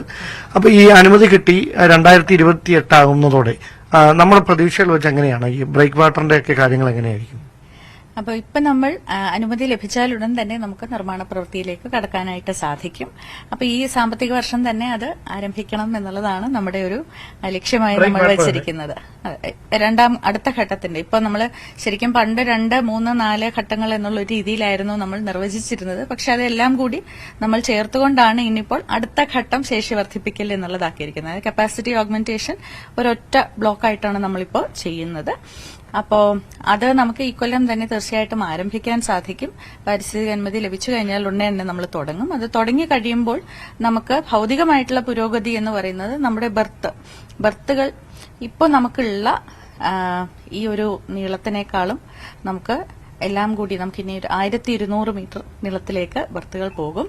അപ്പോൾ അതുകൊണ്ട് തന്നെ നിലവിൽ നമുക്ക് ഈ പറഞ്ഞതുപോലെ 2ഉം 3ഉം കപ്പലുകൾ വരാൻ സാധിക്കുന്നുണ്ട് എന്നുള്ളതിൽ നിന്നും 4ഉം 5ഉം മദർ വെസലുകൾക്ക് വരാനുള്ള ഒരു ശേഷിയിലേക്ക് ഒരേ സമയത്ത് നമുക്ക് 4ഓ 5ഓ മദർഷിപ്സിന് വരാൻ സാധ്യതയുള്ള ഒരു തരത്തിലേക്ക് അത് പോകുമെന്നുള്ളതാണ് ബർത്തിന്റെ കാര്യത്തിൽ, അതായത് നിലവിലുള്ള നമ്മുടെ പോർട്ട് ടെർമിനലിന്റെ കാര്യത്തിൽ. അതുപോലെ തന്നെ നമ്മുടെ പുലിമുട്ടിന്റെ നിർമ്മാണം ഇനിയും ഏകദേശം 1 കിലോമീറ്റർ കൂടി നമുക്ക് മുന്നോട്ട് പോകും. ബർത്തിന്റെയും തീർച്ചയായിട്ടും പുലിമുട്ടിന്റെ നിർമ്മാണവും രണ്ടും സമാസമത്തിൽ തന്നെ അത് മുന്നോട്ട് പോകുന്നുണ്ടായിരിക്കും. ഒപ്പം പുലിമുട്ടിലും നമുക്ക് മറ്റ് ബർത്തുകൾ കൊണ്ടുവരാനായിട്ട്, അപ്പൊ നിലവിലുള്ള ബർത്തുകൾ നമ്മുടെ കാർഗോ ഹാൻഡ്ലിങ്ങിനായിട്ടുള്ള ബർത്തുകളാണ്.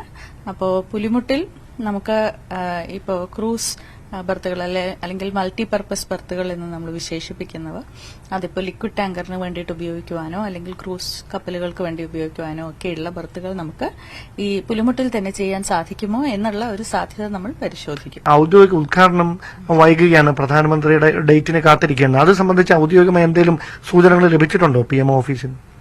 നിരന്തരം നമ്മൾ പറയുന്ന ഒരു സമ്പർക്കം പുലർത്തുന്നുണ്ട് തീർച്ചയായിട്ടും. അപ്പോൾ ഉടനടി തന്നെ ഒരു തീയതി ലഭിക്കുമെന്ന് തന്നെയാണ് നമ്മുടെ പ്രതീക്ഷ. അപ്പോൾ നമ്മുടെ മുഖ്യമന്ത്രിയുടെ ഓഫീസിൽ നിന്നുമാണ് അവിടെ സമ്പർക്കം പുലർത്തുന്നത്. അപ്പോൾ ഈ വർഷം നമുക്കിപ്പോൾ അടുത്ത മാസമോ അതിന്റെ അടുത്ത മാസമോ എപ്പോഴാന്നുള്ളത് ഞങ്ങൾക്കും അറിയില്ല. ഇപ്പൊ 2028 കൂടി ഏകദേശം 10,000 കോടി രൂപയുടെ നിക്ഷേപം നമുക്ക് വിഴിഞ്ഞം അന്താരാഷ്ട്ര തുറമുഖത്തിലേക്ക് എത്തിച്ചേരും. ഏതായാലും കേരളം വളരെ പ്രതീക്ഷയോടെ കാത്തിരിക്കുകയാണ് 2ഉം 3ഉം ഘട്ട നിർമ്മാണത്തിന് വേണ്ടിയ കേന്ദ്ര സർക്കാരിന്റെ പാരിസ്ഥിതിക അനുമതി ലഭിക്കുന്നതിന് വേണ്ടി. ക്യാമറമാൻ സന്തോഷ് കുമാറിനൊപ്പം ഡാൻ കുര്യൻ, ന്യൂസ് 18. വിഴിഞ്ഞം തുറമുഖം യാഥാർത്ഥ്യമായതോടെ അനുബന്ധ നിക്ഷേപ സാധ്യതകൾ തേടിയുള്ള ആദ്യ രാജ്യാന്തര കോൺക്ലേവിന് തിരുവനന്തപുരത്ത് ഇന്ന് തുടക്കമാവുകയാണ്. 2 ദിവസം നീളുന്ന കോൺക്ലേവ് രാവിലെ 10-ന് ഹയത്ത് റീജൻസിയിൽ മുഖ്യമന്ത്രി പിണറായി വിജയൻ ഉദ്ഘാടനം ചെയ്യും. തുറമുഖ വകുപ്പ് മന്ത്രി VN വാസവൻ, വ്യവസായ വകുപ്പ് മന്ത്രി P രാജീവ് എന്നിവർ പങ്കെടുക്കും. 20 നിക്ഷേപകരെങ്കിലും കോൺക്ലേവിൽ ധാരണാപത്രം ഒപ്പിടുമെന്നാണ് വ്യവസായ വകുപ്പിന്റെ പ്രതീക്ഷ. 300 പ്രതിനിധികളും 50-ലധികം നിക്ഷേപകരും കോൺക്ലേവിൽ പങ്കെടുക്കും. രാജ്യത്തിനകത്തും പുറത്തുമുള്ള തുറമുഖങ്ങളുമായി ബന്ധപ്പെട്ട് വൻതോതിൽ നിക്ഷേപം നടത്തിയിട്ടുള്ള കമ്പനികളുടെ പങ്കാളിത്തം കോൺക്ലേവിൽ ഉറപ്പാക്കിയിട്ടുണ്ട്. പ്രിയങ്ക ഗാന്ധി ഇന്ന് വയനാട്ടിൽ കടുവ ആക്രമണത്തിൽ കൊല്ലപ്പെട്ട രാധയുടെ വീട് സന്ദർശിക്കും. മുൻ DCC ട്രഷററായിരുന്ന NM വിജയന്റെ വീടും പ്രിയങ്ക സന്ദർശിക്കും. രാവിലെ 11 മണിയോടെ കണ്ണൂർ അന്താരാഷ്ട്ര വിമാനത്താവളത്തിലെത്തുന്ന പ്രിയങ്ക റോഡ് മാർഗമായിരിക്കും മാനന്തവാടി പഞ്ചാരക്കൊല്ലിയിലെ രാധയുടെ വീട്ടിലേക്ക് എത്തുക. MS അനീഷ് കുമാർ വിവരങ്ങളുമായി.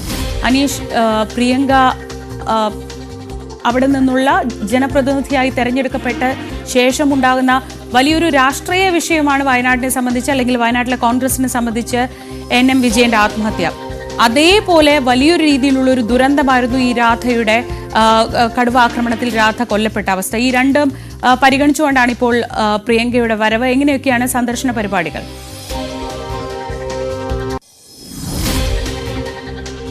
തീർച്ചയായും ശ്രീജ, രണ്ട് വിഷയങ്ങളുമായി ബന്ധപ്പെട്ടും ഈ ഭരണപക്ഷം പ്രത്യേകിച്ച് CPM ഒക്കെ ചോദിക്കുന്നുണ്ടായിരുന്നു.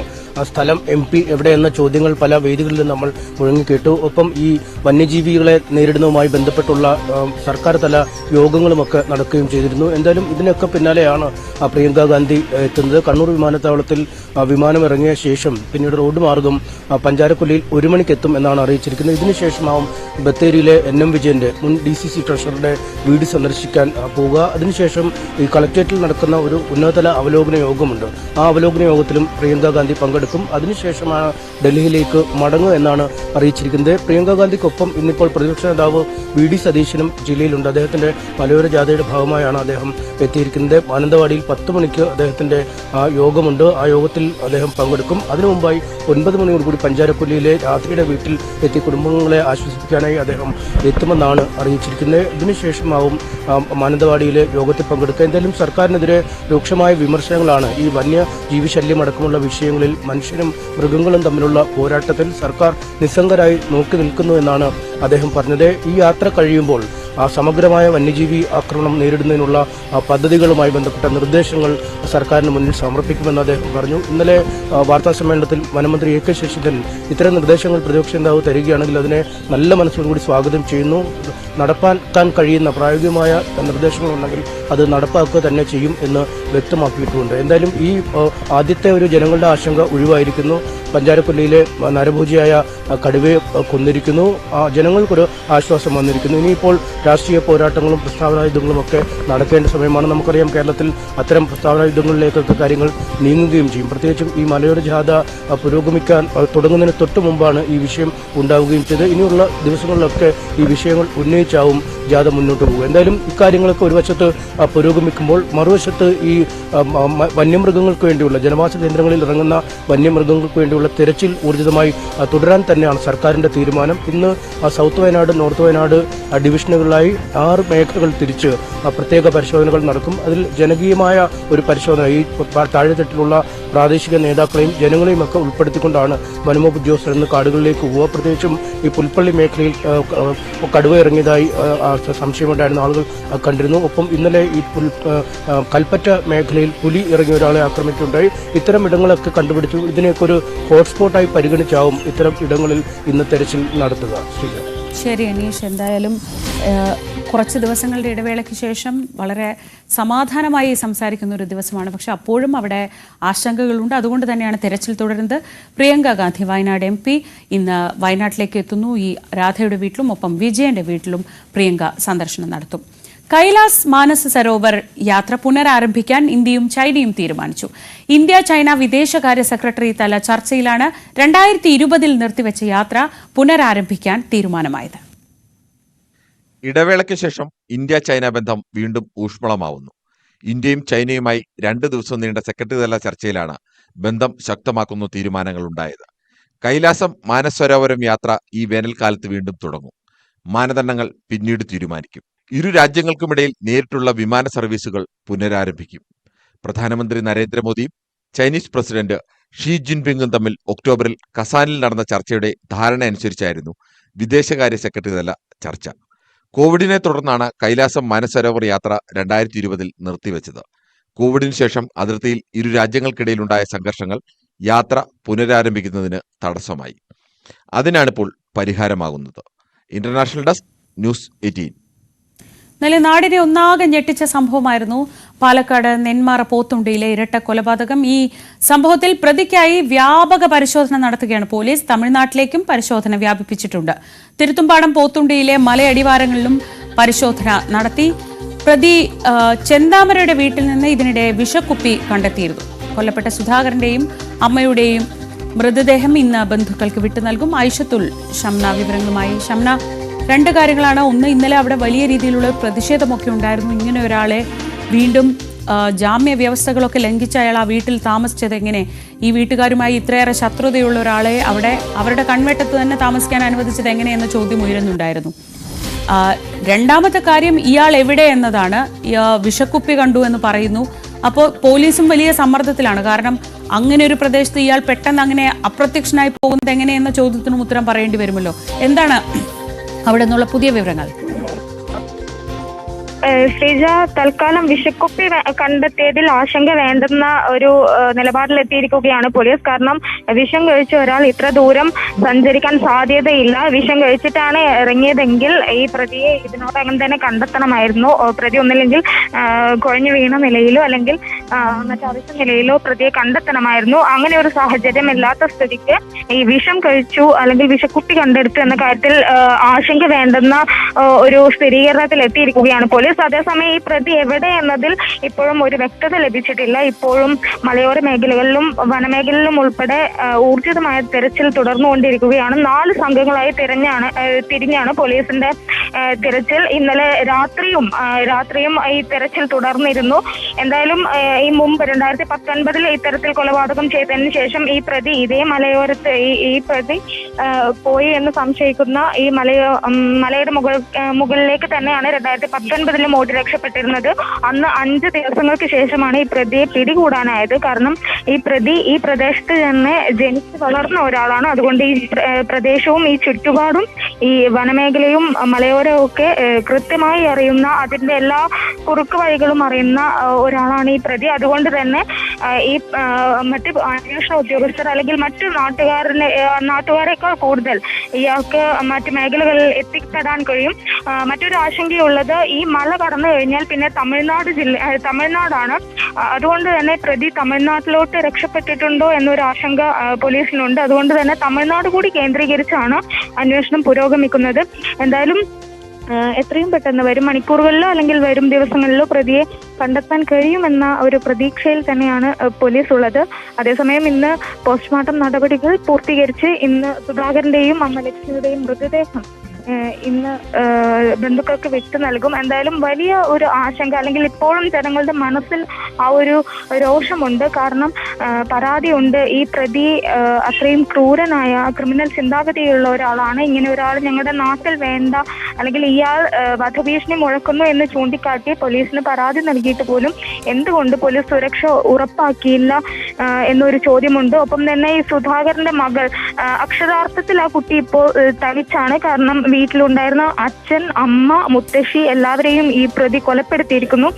അതുകൊണ്ട് തന്നെ ഈ മകൾക്ക് ഇനി ആരുണ്ട് എന്നത് വലിയ ചോദ്യമാണ്. പോലീസിന്റെ അനാസ്ഥയാണ്. അല്ലെങ്കിൽ അന്ന് പരാതി നൽകിയ സമയത്ത് കൃത്യമായ ഒരു സുരക്ഷ ഉറപ്പാക്കിയിരുന്നെങ്കിൽ ഇന്ന് ആ കുട്ടി തനിച്ചാവില്ലായിരുന്നു എന്ന വലിയൊരു രോഷം ജനങ്ങളുടെ ഇടയിലുണ്ട്.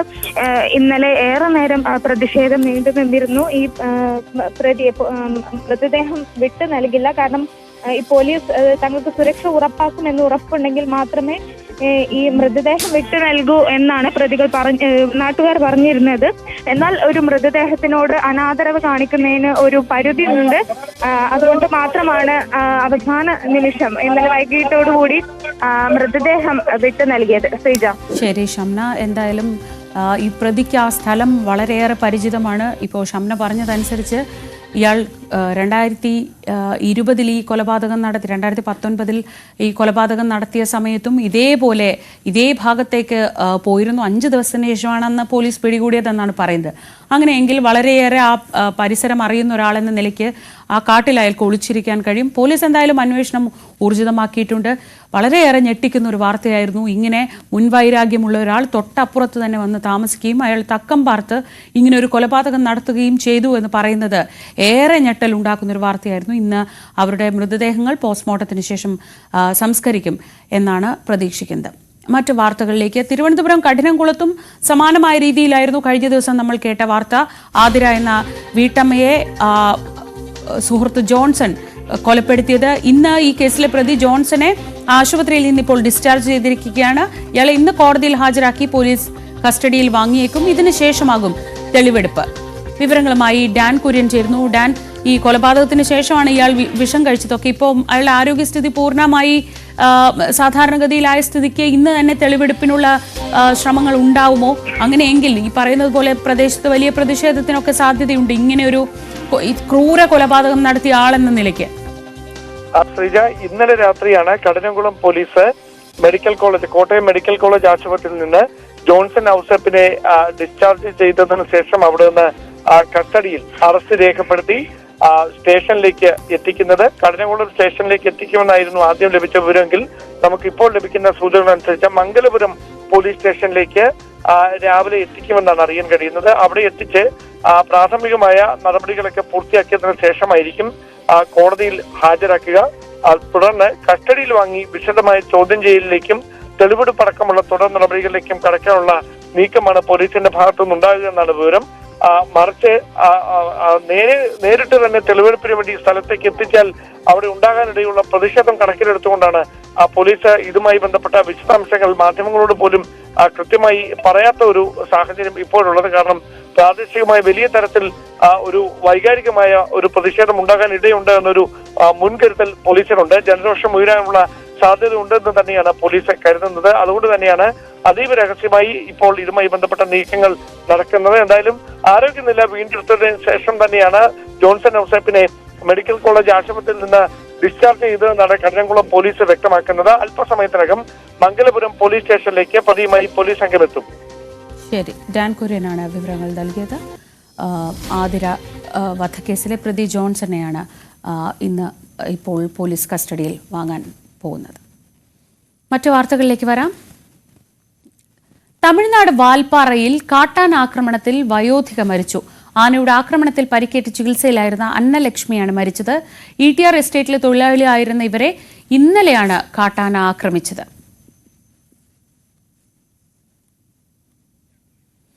മസ്തകത്തിൽ മുറിവേറ്റ നിലയിൽ കഴിഞ്ഞ ദിവസങ്ങളിൽ വാർത്തകളിൽ നിറയുകയും ഒക്കെ ചെയ്ത ആ കാട്ടാനയുടെ വാർത്തയിലേക്ക് ആതിരപ്പള്ളിയിൽ കണ്ടെത്തിയ ആനയുടെ ആരോഗ്യം മെച്ചപ്പെട്ടു എന്നതാണ് ഏറ്റവും പുതിയ വാർത്ത.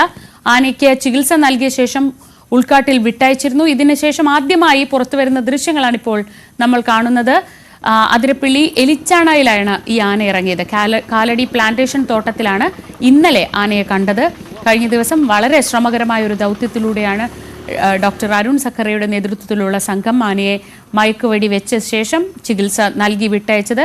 ഇപ്പോൾ നമ്മൾ കാണുന്നത് ആരോഗ്യവാനായ ആനയാണ്. മുറിവിലൊക്കെ വലിയ രീതിയിൽ പഴുപ്പുണ്ടായിരുന്നു നേരത്തെ. എന്തായാലും വളരെ ഉഷാറായി നിൽക്കുന്ന ആനയാണ് ഇപ്പോൾ ദൃശ്യങ്ങളിൽ കാണുന്നത്. ഇനി അന്താരാഷ്ട്ര വാർത്തകളിലേക്കാണ്. ഇന്ത്യൻ താൽപര്യങ്ങൾ പുതിയ റിപ്പബ്ലിക്കൻ ഭരണകൂടം പരിഗണിക്കുമോ എന്ന ചർച്ച വളരെ സജീവമാണ്. ആ ചർച്ചയ്ക്കിടെ പ്രധാനമന്ത്രി നരേന്ദ്രമോദി അമേരിക്കൻ പ്രസിഡന്റ് ഡൊണാൾഡ് ട്രംപുമായി ഫോണിൽ സംസാരിച്ചു. ട്രംപിന്റെ തെരഞ്ഞെടുപ്പ് വിജയത്തിന് ശേഷം ഇരു നേതാക്കളും തമ്മിൽ നടക്കുന്ന രണ്ടാമത്തെ സംഭാഷണമാണിത്. എന്റെ പ്രിയ സുഹൃത്ത് പ്രസിഡന്റ് ഡൊണാൾഡ് ട്രംപുമായി സംസാരിക്കാൻ കഴിഞ്ഞതിൽ സന്തോഷം. അദ്ദേഹത്തിന്റെ ചരിത്രപരമായ രണ്ടാം ടേമിന് അഭിനന്ദനങ്ങൾ. പരസ്പരം പ്രയോജനകരവും വിശ്വസനീയവുമായ പ്രവർത്തനത്തിന് ഞങ്ങൾ പ്രതിജ്ഞാബദ്ധരാണ്. ജനങ്ങളുടെ ക്ഷേമത്തിനും ആഗോള സമാധാനത്തിനും സമൃദ്ധിക്കും സുരക്ഷയ്ക്കും വേണ്ടി ഞങ്ങൾ ഒരുമിച്ച് നിൽക്കും. പ്രധാനമന്ത്രി മോദി എക്സിൽ കുറിച്ചു. US പ്രസിഡന്റ് സ്ഥാനം ഏറ്റെടുത്ത ട്രംപിനെ ഫോണിൽ അഭിനന്ദിച്ച ശേഷമുള്ള പ്രധാനമന്ത്രിയുടെ എക്സിലെ പ്രതികരണം വലിയ പ്രതീക്ഷ ഉണർത്തുകയാണ്. ട്രംപിന്റെ വിജയത്തിന് തൊട്ടുപിന്നാലെ നവംബർ 6-ന് ഇരു നേതാക്കളും ഫോണിൽ സംസാരിച്ചിരുന്നു. ട്രംപ് വൈറ്റ് ഹൌസിൽ എത്തിയതിനു ശേഷമാണ് രണ്ടാമത്തെ സംഭാഷണം. തെരഞ്ഞെടുപ്പിൽ ട്രംപിന്റെ പ്രധാന വിഷയമായിരുന്നു അനധികൃത കുടിയേറ്റവും വ്യാപാര നിയമങ്ങളും. ട്രംപിന്റെ നിലപാടുകൾ ഇന്ത്യക്ക് പ്രതികൂലമാകുമോ എന്ന ആശങ്ക ചർച്ചയാകുന്നതിനിടയിലാണ് ഇരു നേതാക്കളും തമ്മിലുള്ള ഫോൺ സംഭാഷണം. ട്രംപ് ഭരണകൂടം US കേന്ദ്രീകൃത വ്യാപാര നയം നടപ്പിലാക്കുമെന്ന് വ്യക്തമാക്കിയിട്ടുണ്ട്. വ്യാപാര നിയന്ത്രണങ്ങളും താരിഫ് വർധനയും IT, ഫാർമസ്യൂട്ടിക്കൽസ്, തുണിത്തരങ്ങൾ എന്നിവയുൾപ്പെടെയുള്ള ഇന്ത്യൻ വ്യവസായങ്ങളെ ബാധിക്കും. കുറച്ച് ദിവസങ്ങൾക്ക് മുമ്പ് ഇന്ത്യ ഉൾപ്പെടെയുള്ള ബ്രിക്സ് രാജ്യങ്ങൾ US ഡോളറിന് പകരമുള്ള പദ്ധതിക്കായി മുന്നോട്ടു പോയാൽ 100% തീരുവ ഇറക്കുമതിക്ക് ഏർപ്പെടുത്തുമെന്ന് ട്രംപ് ഭീഷണി മുഴക്കിയിരുന്നു. ഇരു രാജ്യങ്ങളും തമ്മിലുള്ള നയതന്ത്ര ബന്ധത്തിന്റെ ഭാവി നിരാശ പടർത്തുമോ എന്ന് തോന്നുന്ന സാഹചര്യത്തിൽ ഇരു നേതാക്കളും തമ്മിലുള്ള ഫോൺ സംഭാഷണം ആശ പടർത്തുകയാണ്. News desk, News 18. ഇപ്പോൾ ന്യൂജേഴ്സിയിൽ നിന്ന് നമ്മളോടൊപ്പം ന്യൂസ് 18 പ്രതിനിധി ഡോക്ടർ സജിമോൻ ആന്റണി ചേരുന്നുണ്ട്. Good morning doctor Sajimon. ഇപ്പോൾ കഴിഞ്ഞ ദിവസങ്ങളിൽ ട്രംപ് അധികാരത്തിൽ വന്ന ശേഷം നമ്മൾ സംസാരിക്കുമ്പോഴൊക്കെ ഇന്ത്യ ഉൾപ്പെടെ ബാധിക്കുന്ന കുറെ പുതിയ നയങ്ങളെക്കുറിച്ചൊക്കെയാണ് സംസാരിച്ചത്. അപ്പോൾ അങ്ങനെ ഇന്ത്യക്ക് വളരെ വലിയ തിരിച്ചടിയാകുന്ന, ഇന്ത്യയിൽ നിന്നുള്ള ലക്ഷക്കണക്കിന് ഇമിഗ്രൻസിന് തിരിച്ചടിയാകുന്ന കാര്യങ്ങളൊക്കെ നടക്കുന്ന സമയത്ത് വളരെ അടുത്ത സുഹൃത്തുക്കളായ മോഡിയും ട്രംപും തമ്മിലുള്ള ബന്ധം എങ്ങനെയാവും എന്നൊരു കൗതുകം എല്ലാവരിലും ഉണ്ടായിരുന്നു. ആ ബന്ധം അതേപോലെ തുടരാൻ കഴിയുമോ ഈ സെക്കൻഡ് ടേമിൽ എന്നൊക്കെയുള്ള ആശങ്കകൾ ഉണ്ടായിരുന്നു. അതിനിടയിലാണ് ഇപ്പോൾ ഈ മോദിയുടെ ട്വീറ്റ് വരുന്നത്, അല്ലെങ്കിൽ ഇത്തരത്തിൽ ഇവർ തമ്മിൽ സംസാരിച്ചു എന്ന വിവരങ്ങളൊക്കെ വരുന്നത്. ഇത് അങ്ങനെ വലിയ ഫ്രിക്ഷൻ ഇല്ലാതെ തന്നെ ഇന്ത്യ അമേരിക്ക റിലേഷൻഷിപ്പ് മുന്നോട്ട് പോകും എന്നതിൻ്റെ ഒരു സൂചനയായി അവിടെയുള്ളവർ കാണുന്നുണ്ടോ? തീർച്ചയായും ഇപ്പോഴത്തെ രണ്ടാമത്തെ ഈ ഒരു സംഭാഷണം, ട്രംപ് ഭരണമേറ്റതിന് ശേഷമുള്ള ഈ ഒരു സംഭാഷണം തീർച്ചയായും ഇന്ത്യൻ സമൂഹത്തിന് ഒരു പ്രതീക്ഷ നൽകുന്നതാണ് എന്നുള്ള കാര്യത്തിൽ സംശയമില്ല. എന്നാലും ഇവിടെ നിന്ന് നോക്കിക്കാണുമ്പം ട്രംപിന്റെ പോളിസികളെല്ലാം അമേരിക്ക ഫസ്റ്റ് എന്നുള്ള ആ ഒരു പോളിസിയിൽ അധിഷ്ഠിതമായിട്ടാണ്. അപ്പൊ അങ്ങനെ പറയുമ്പോൾ രണ്ട് കാര്യങ്ങളിലാണ് നമുക്ക് നെഗറ്റീവായിട്ട് ബാധിക്കാനുള്ള പോസിബിലിറ്റി ഉള്ളത്. ഒന്ന് ഇമിഗ്രേഷൻ, കാരണം നമ്മൾ ഇന്ത്യയിൽ നിന്ന് ഒട്ടനവധി ആൾക്കാർ, ലക്ഷക്കണക്കിന് ആൾക്കാർ H1, L1 തുടങ്ങിയ ടെമ്പററി വിസയിൽ അല്ലെ വർക്ക് വിസയിൽ അമേരിക്കയിൽ വർക്ക് ചെയ്യുന്നുണ്ട്. അപ്പം അവരെയൊക്കെ പ്രതികൂലമായി ബാധിക്കുന്ന തരത്തിലുള്ള ഒരു എക്സിക്യൂട്ടീവ് ഓർഡർ ആയിരുന്നു ബർത്ത് റൈറ്റ് സിറ്റിസൺഷിപ്പ് ക്യാൻസൽ ആക്കിക്കൊണ്ടുള്ള ഒരു എക്സിക്യൂട്ടീവ് ഓർഡർ ട്രംപ് ഉത്തരവിട്ടത്. ഒന്ന്, അതോടൊപ്പം തന്നെ ഇങ്ങനെയുള്ള ഈ ഒരു ടൈറ്റ് ആയിട്ടുള്ള ഒരു പോളിസികൾ ഇമിഗ്രേഷൻ ആണെങ്കിൽ അത് ടെമ്പററി വിസയ്ക്കുള്ള താമസങ്ങളിൽ ഉണ്ടായേക്കാം എന്നുള്ള ഒരു ആശങ്കയൊക്കെ ഇന്ത്യൻ സമൂഹത്തിന് ഇപ്പോഴും ഉണ്ട് എന്നുള്ളതാണ് ഇവിടെ നിന്ന് നോക്കിക്കാണുമ്പോൾ ഒരു സത്യം. അതോടൊപ്പം തന്നെ രണ്ടാമത്തെ ഒരു ആംഗിൾ എന്ന് പറഞ്ഞാൽ ഇമിഗ്രേഷനോടൊപ്പം തന്നെ വളരെയധികം ഇമ്പോർട്ടന്റ് ആയിട്ടുള്ള ഫാക്ടർ ആയിരുന്നു താരിഫ്. അതായത് അമേരിക്ക ഫസ്റ്റ്, അമേരിക്ക മാനുഫാക്ചറിങ് എന്നുള്ള ആ ഒരു പോളിസി തന്നെ അധിഷ്ഠിതമായിട്ടാണ് ഇവിടെ നിന്ന് നോക്കിക്കാണുമ്പോൾ അതിനെ വിശകലനം ചെയ്തത്. ഒരു പോളിസിയുടെ ഷിഫ്റ്റ് നോക്കുകയാണെങ്കിൽ, ഫോർ എക്സാമ്പിൾ ഇപ്പം ചിപ്പ്, സെമി കണ്ടക്ടർ മാനുഫാക്ചറിങ് ഒക്കെ ഒരു പരിധി വരെ ചൈനയും തായ്വാനെയൊക്കെ ഡിപ്പെൻഡ് ചെയ്യുകയായിരുന്നുവെങ്കിൽ 2 വർഷം മുമ്പ് ബൈഡൻ അഡ്മിനിസ്ട്രേഷൻ അതിന്റെ ഒരു ആ തൈവാനിൽ നിന്ന് മാറ്റി ഇപ്പം ചൈനയായിട്ടുള്ള ഫ്രിക്ഷൻ ഉള്ള സ്ഥിതിക്ക് മറ്റു രാജ്യങ്ങൾ, ഇന്ത്യക്കും ബ്രസീലിനും ഒക്കെ കൂടി ഒന്ന് ഡിവൈഡ് ചെയ്ത് അങ്ങനെ ഒരു പോളിസിയിലേക്ക് പോയിരുന്നു. എന്നാൽ അതിലും ഒരു സ്റ്റെപ്പ് കൂടെ മുന്നോട്ട് പോയിട്ടുണ്ട്. അത് മാനുഫാക്ചറിങ് ഇവിടെ തന്നെ വേണം എന്നുള്ളൊരു വാശിയിലാണ് ട്രംപിന്റെ പോളിസികൾ ഇപ്പൊ പോകുന്നത്. എന്നിരുന്നാലും അവിടെ നിന്ന് പറഞ്ഞുകൊണ്ട് തന്നെ ഇരു രാജ്യ നേതാക്കന്മാരും തമ്മിലുള്ള ഈ ഒരു രണ്ടാമത്തെ സംഭാഷണം തീർച്ചയായിട്ടും പ്രതീക്ഷ നൽകുന്നതാണ്. ഇതോടൊപ്പം എനിക്ക് ഇതുകൂടെ നോട്ട് ചെയ്തുകൊണ്ടിരിക്കുന്നു, ട്രംപിന്റെ ഓത്ത് സെറമണിയിൽ അല്ലെങ്കിൽ ഇവിടുത്തെ ഫംഗ്ഷനിൽ ജനുവരി 20-ാം തീയതി ഇന്ത്യൻ വിദേശകാര്യ മന്ത്രി ഇവിടെ ഉണ്ടായിരുന്നു, ശ്രീ ജയശങ്കർ. അദ്ദേഹത്തിന് മുൻനിരയിലെ സ്ഥാനം കൊടുത്തു എന്നുള്ളത് പ്രത്യേകം നോക്കിക്കാണേണ്ടതാണ്.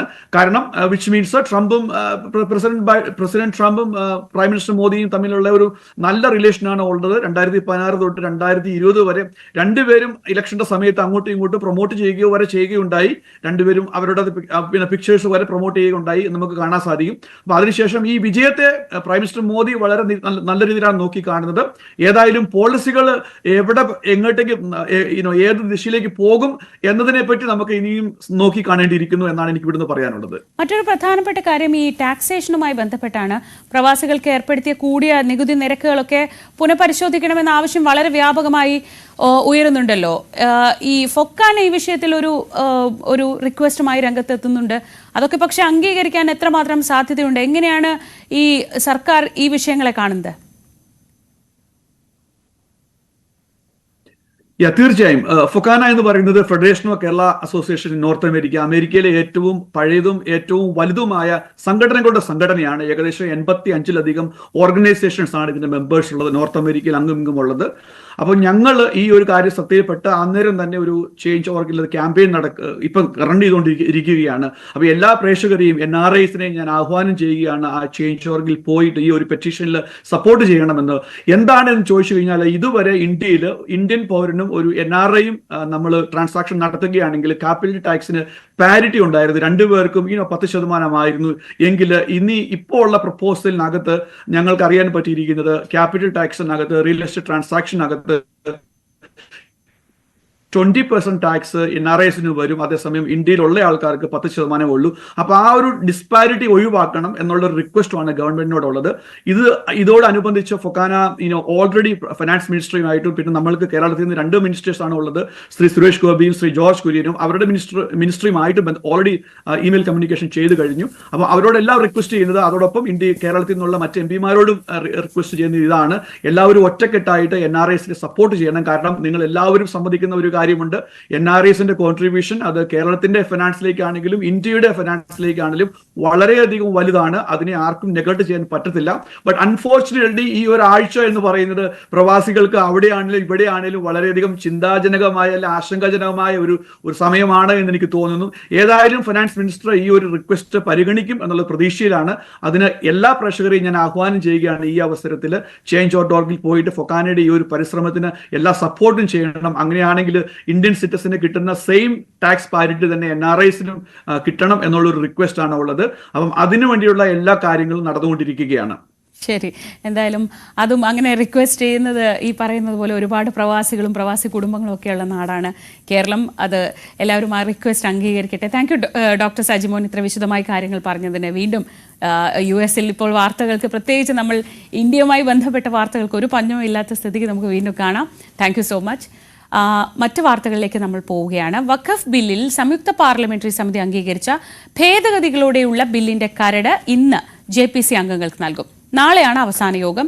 ഈ യോഗം നടക്കാനിരിക്കെ കരടിൽ അഭിപ്രായം രേഖപ്പെടുത്താനാണ് ഇന്ന് ബില്ല് നൽകുന്നത്. പ്രതിപക്ഷം കൊണ്ടുവന്ന ഭേദഗതികൾ വോട്ടിനിട്ട് തള്ളിയാണ് JPC ചെയർമാൻ ഭരണപക്ഷത്തിന്റെ ഭേദഗതികൾ അംഗീകരിച്ചത്. വെള്ളിയാഴ്ച തുടങ്ങുന്ന ബജറ്റ് സമ്മേളനത്തിൽ തന്നെ വഖഫ് ബിൽ പാസാക്കാനാണ് സർക്കാരിന്റെ ശ്രമം. ഇനി കായിക വാർത്തകളിലേക്ക് പോയാൽ T20 പരമ്പരയിൽ ഇംഗ്ലണ്ടിനെതിരെ ടീം ഇന്ത്യ ഇന്നിറങ്ങും. ആദ്യ 2 കളികളും ജയിച്ച ഇന്ത്യ 3-ാം മത്സരം കൂടി ജയിച്ച പരമ്പര സ്വന്തമാക്കാൻ ലക്ഷ്യമിട്ടാണ് രാജ്കോട്ടിൽ ഇറങ്ങുന്നത്. ഈ സാഹചര്യത്തിൽ പരമ്പര കൈവിടാതിരിക്കാൻ 2 കൽപ്പിച്ചാണ് ഇംഗ്ലണ്ടും ഇറങ്ങുന്നത്. രാജ്കോട്ടിൽ നടന്ന 5 കളികളിൽ 3 തവണ ആദ്യം ബാറ്റ് ചെയ്ത ടീം ജയിച്ചപ്പോൾ 2 തവണ ചേസ് ചെയ്ത ടീം ജയിച്ചതാണ് ചരിത്രം. അതുകൊണ്ട് തന്നെ ടോസ് നിർണായകമാകില്ല എന്നാണ് കരുതുന്നത്. 2023 ശ്രീലങ്കയ്ക്കെതിരെ ഇന്ത്യ നേടിയ 228 റൺസാണ് രാജ്കോട്ടിലെ ഏറ്റവും ഉയർന്ന ടീം സ്കോർ. ഇനി നമ്മൾ ഇന്നത്തെ സന്തോഷം പങ്കുവെക്കുകയാണ്. ഇന്ന് സ്പെഷ്യൽ ഡേ ആഘോഷിക്കുന്ന കുറച്ച് ആളുകളുമായി നമ്മുടെ സന്തോഷം പങ്കുവെക്കുകയാണ്. കോഴിക്കോട് വടകരയിലെ പ്രശോഭിന്റെയും ആതിരയുടെയും 7ാം വിവാഹ വാർഷികമാണ് ഇന്ന്.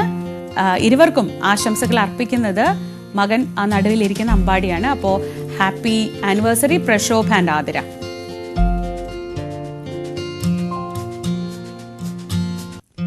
കൈതമുക്ക് സ്വദേശിനി അർച്ചനയുടെ പിറന്നാളായിരുന്നു ഇന്നലെ. ബിലേറ്റഡ് വിഷസ് അർച്ചന. അച്ഛനും അമ്മയും അനിയത്തിയുമാണ് അർച്ചനയ്ക്ക് ആശംസകൾ അറിയിക്കുന്നത്. ഞങ്ങളുടെയും വക ആശംസകൾ. നിങ്ങളുടെ വിശേഷ അവസരങ്ങൾ ഇതുപോലെ ഞങ്ങളെ അറിയിക്കാം. നിങ്ങൾക്ക് നിങ്ങളുടെ പ്രിയപ്പെട്ടവർക്ക് ആശംസകൾ അറിയിക്കാം.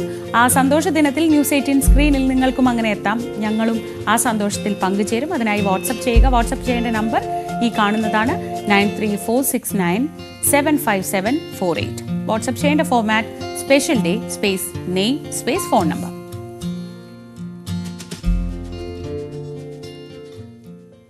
നമുക്കപ്പോൾ മറ്റ് വാർത്തകളിലേക്ക് മടങ്ങിയെത്താം ഇടവേളയ്ക്ക് ശേഷം.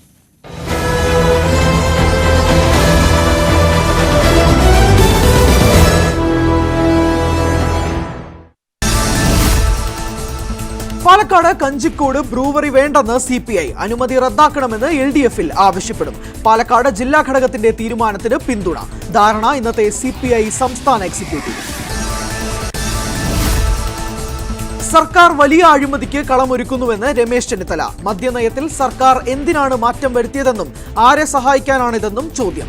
എക്സൈസ് മന്ത്രി ഒയാസിസ് കമ്പനിയുമായി ചർച്ച നടത്തിയാണോ മദ്യനയം മാറ്റിയതെന്ന് രമേശ് ചെന്നിത്തല. സംസ്ഥാനത്ത് കൂട്ടിയ മദ്യവില പ്രാബല്യത്തിൽ.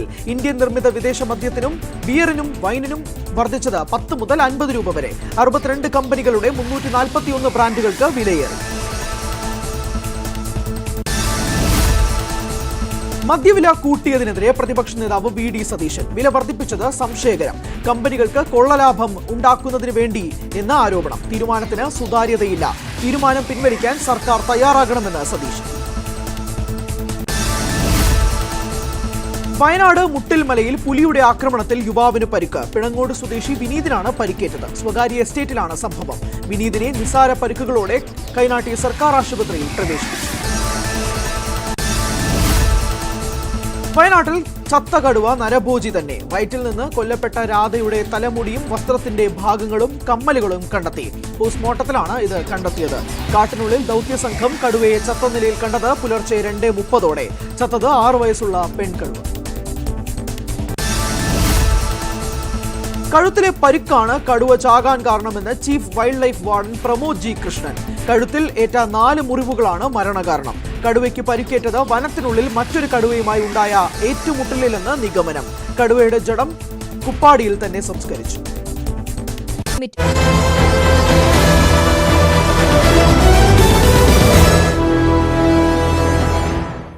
ഇനി ഈ ദിവസം നടക്കാനിരിക്കുന്ന പ്രധാനപ്പെട്ട കാര്യങ്ങൾ ഒറ്റ നോട്ടത്തിൽ പോയി നോക്കി വരാം. ഇന്ന് ഇത് സംഭവിക്കും.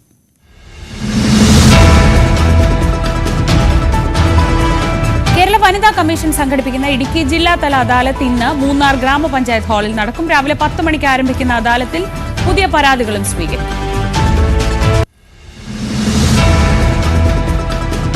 വന്യമൃഗശല്യം രൂക്ഷമായ വയനാട്ടിൽ ഇന്നു മുതൽ 3 ദിവസം ജനകീയ തെരച്ചിൽ.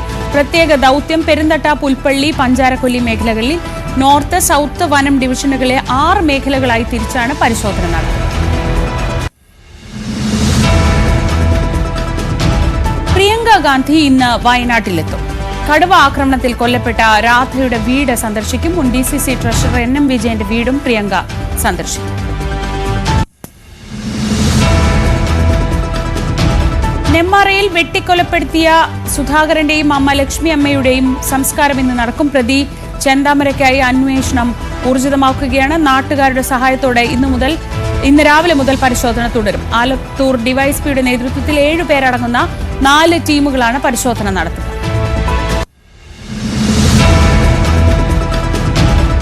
റേഷൻ വിതരണ പ്രതിസന്ധിയിൽ പ്രതിഷേധിച്ച് കോൺഗ്രസ് സംസ്ഥാന വ്യാപക ധർണ ഇന്ന്. മണ്ഡലം കമ്മിറ്റികളുടെ നേതൃത്വത്തിലാണ് റേഷൻ കടകൾക്ക് മുന്നിൽ പ്രതിഷേധ ധർണ നടക്കുക. അരി എവിടെ സർക്കാരെ എന്ന മുദ്രാവാക്യം ഉയർത്തിയാണ് പ്രതിഷേധം.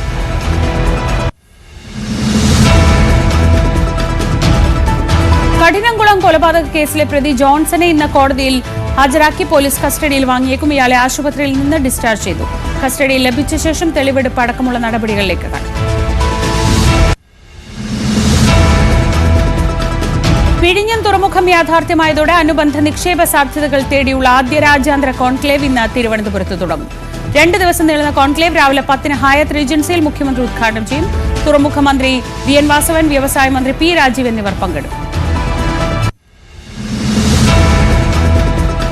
കായികാരവങ്ങൾക്ക് കാതോർത്ത് ഉത്തരാഖണ്ഡിൽ 38ാമത് ദേശീയ ഗെയിംസിന് ഇന്ന് തുടക്കം. 38 ടീമുകളിലായി 10,000-ഓളം കായിക താരങ്ങളും ഒഫീഷ്യൽസും പങ്കെടുക്കും. 18 ദിവസത്തെ കായിക മാമാങ്കത്തിന്റെ ഉദ്ഘാടനം പ്രധാനമന്ത്രി നരേന്ദ്രമോദി നിർവഹിക്കും.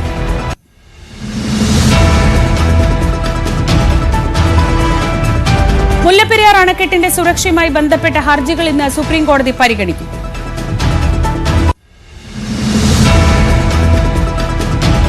ICC ചാമ്പ്യൻസ് ട്രോഫി മത്സരങ്ങളുടെ ടിക്കറ്റ് വിൽപ്പന ഇന്നു മുതൽ ഫെബ്രുവരി 19 മുതൽ പാകിസ്ഥാനിലും ദുബായിലുമായാണ് മത്സരം. പാകിസ്ഥാനിൽ നടക്കുന്ന മത്സരങ്ങളുടെ ടിക്കറ്റുകളാണ് ആദ്യഘട്ടത്തിൽ ICC വിൽപ്പനയ്ക്ക് തയ്യാറാക്കിയിരിക്കുന്നത്.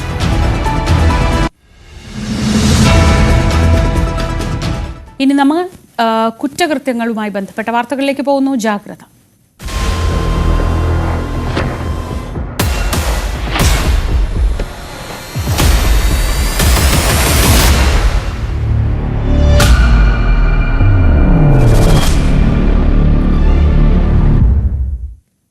ബൈക്കിലെത്തി മാലകൾ കവരുന്ന സംഘങ്ങൾ നാട്ടിൽ വീണ്ടും സജീവമാവുകയാണ്. എറണാകുളം മൂവാറ്റുപുഴയിൽ ബൈക്കിലെത്തി മാലകൾ കവർന്ന കേസിൽ പ്രതി പിടിയിലായി. വെള്ളൂർക്കൊന്നം സ്വദേശി അർഷദ് അലിയാണ് പ്രത്യേക സംഘം അറസ്റ്റ് ചെയ്തത്. മൂവാറ്റുപുഴയിലും പരിസര പ്രദേശങ്ങളിലുമുള്ള 30ഓളം CCTV ക്യാമറകൾ പരിശോധിച്ചാണ് പോലീസ് പ്രതിയെ കുടുക്കിയത്.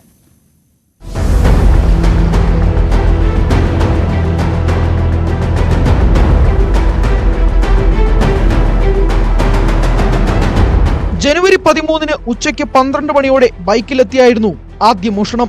KSRTC ബസ് സ്റ്റാൻഡ് പരിസരത്തെ SBI ATM-ന് മുന്നിൽ നിൽക്കുകയായിരുന്ന യുവതിയുടെ മാലയാണ് അർഷാദ് അലി അപഹരിച്ചത്. അന്ന് വൈകിട്ട് 3:30-ഓടെ വെള്ളൂർക്കുന്നം തൃക്കഭാഗത്ത് നടന്നു പോവുകയായിരുന്ന അംഗനവാടി അധ്യാപികയുടെ മാലയും ബൈക്കിൽ വേഷം മാറി എത്തി പൊട്ടിച്ചു കൊണ്ടുപോയി. ആലുവ പമ്പ് ജംഗ്ഷന് സമീപത്ത് നിന്ന് മോഷ്ടിച്ച ബൈക്കിലെത്തിയാണ് ഇയാൾ മൂവാറ്റുപുഴയിൽ മാലകൾ പിടിച്ചുപറിച്ചത്. പ്രതിയെപ്പറ്റി യാതൊരു തുമ്പും ആദ്യം കിട്ടിയിരുന്നില്ല. എറണാകുളം റൂറൽ ജില്ലാ പോലീസ് മേധാവി വൈഭവ് സക്സേനയുടെ നിർദ്ദേശാനുസരണം പ്രത്യേക സംഘം രൂപീകരിച്ച് നടത്തിയ ശാസ്ത്രീയ അന്വേഷണത്തിലാണ് അർഷാദ് അലി പിടിയിലായത്.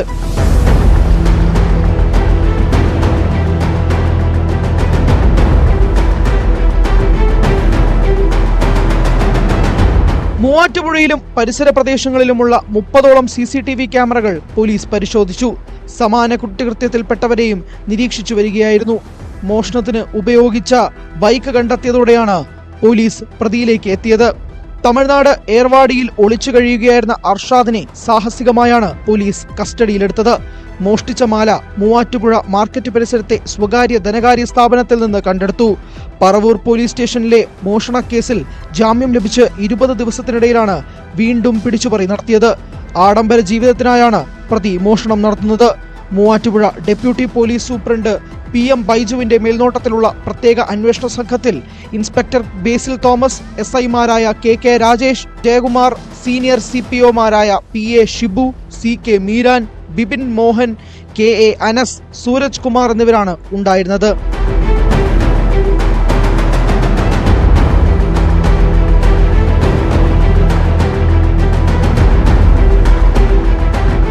ന്യൂസ് 18 മൂവാറ്റുപുഴ.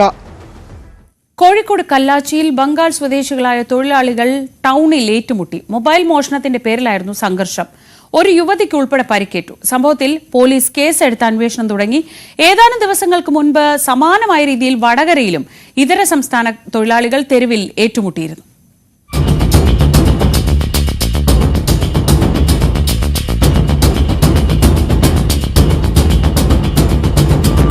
അഞ്ച് പുരുഷന്മാരും ഒരു സ്ത്രീയും അടങ്ങിയ സംഘമാണ് കൂട്ടത്തല്ല് നടത്തിയത്. എല്ലാവരും ബംഗാൾ സ്വദേശികളാണ്. കല്ലാച്ചി മാർക്കറ്റിലെ ഇറച്ചിക്കടയിൽ ജോലി ചെയ്യുന്ന തൊഴിലാളിയുമായാണ് സംഘർഷം തുടങ്ങിയത്. മൊബൈൽ ഫോൺ മോഷണം പോയതുമായി ബന്ധപ്പെട്ട പ്രശ്നമാണ് തമ്മിലടിയിൽ കലാശിച്ചത്. ഒരു ഇതര സംസ്ഥാന തൊഴിലാളിക്കൊപ്പം ഭാര്യയും കുട്ടിയും ഉണ്ടായിരുന്നു. സംഘർഷത്തിനിടയിൽ യുവതിക്ക് മർദ്ദനമേറ്റു. ഇതോടെ റോഡരികിൽ കൂട്ടയടിയായി. യുവതി ചെരുപ്പുപയോഗിച്ച് യുവാവിന്റെ മുഖത്തുൾപ്പെടെ തല്ലുന്നത് വീഡിയോയിൽ കാണാം.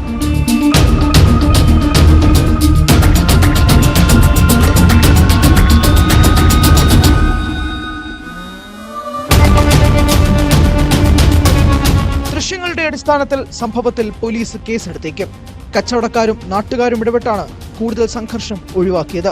കഴിഞ്ഞ മാസം വടകരയിലും സമാന സംഭവം നടന്നിരുന്നു. അന്നും പെരുവഴിയിലാണ് അതിഥി തൊഴിലാളികൾ ഏറ്റുമുട്ടിയത്.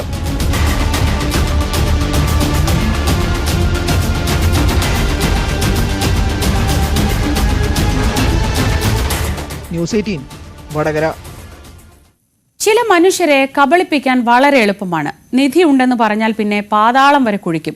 കാസർഗോഡ് കുമ്പള ആരിക്കാടി കോട്ടയിൽ നിധിയുണ്ടെന്ന വിശ്വാസത്തിൽ കുഴിച്ചെടുക്കാൻ എത്തിയത് ചില്ലറക്കാരല്ല, പഞ്ചായത്ത് വൈസ് പ്രസിഡന്റ് ഉൾപ്പെടെയുള്ളവരാണ്. കേസിൽ മൊഗ്രാൽ പഞ്ചായത്ത് വൈസ് പ്രസിഡന്റ് മുജീബ് അടക്കം 5 അംഗ സംഘം കുമ്പള പോലീസിന്റെ പിടിയിലായി. കോട്ടയിലെ വെള്ളമില്ലാത്ത കിണറിനകത്താണ് ഇവർ കുഴിക്കാനെത്തിയത്. ശബ്ദം കേട്ടെത്തിയ സമീപവാസികൾ 2 പേരെ തടഞ്ഞുവെച്ച് പോലീസിനെ വിവരമറിയിക്കുകയായിരുന്നു.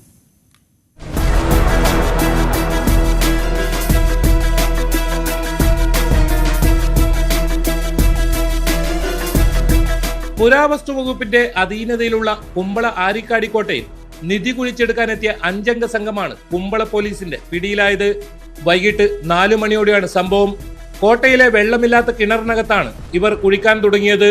കോട്ടയ്ക്കകത്ത് നിന്ന് ശബ്ദം കേട്ട് സമീപവാസികൾ അന്വേഷിച്ചെത്തിയപ്പോഴാണ് നിധി കുഴിക്കുന്നവരെ കണ്ടത്.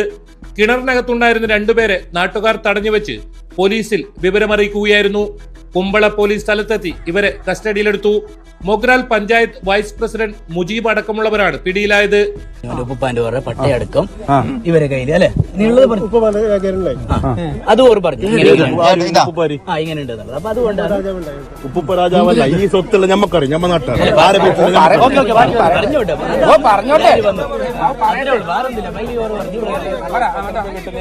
അങ്ങനെയല്ല. അപ്പൊ ഇങ്ങനെ പറയും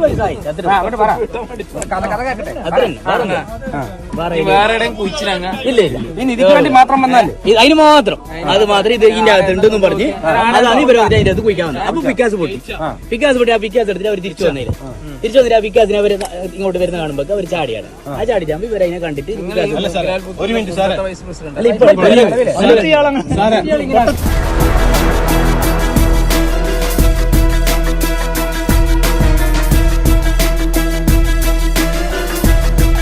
3 ദിവസം മുൻപും ഇവർ കോട്ടയ്ക്കകത്ത് നിധി അന്വേഷിച്ച് എത്തിയിരുന്നു. കണ്ണൂർ ഭാഗത്ത് കുടുംബശ്രീ പ്രവർത്തകർക്ക് നിധി ലഭിച്ചിട്ടുണ്ടെന്ന് വിശ്വസിപ്പിച്ച് യുവാക്കളെ പ്രലോഭിപ്പിച്ചാണ് കോട്ടയിലെത്തിച്ചതെന്നാണ് വിവരം. നിധി കിട്ടിയാൽ തുല്യമായി പങ്കിടാമെന്ന് പറഞ്ഞിരുന്നതായും സൂചനയുണ്ട്. കുഴിക്കാൻ ഉപയോഗിച്ച മൺവെട്ടിയും മറ്റു ഉപകരണങ്ങളും സ്ഥലത്തു നിന്നും പോലീസ് കണ്ടെടുത്തു.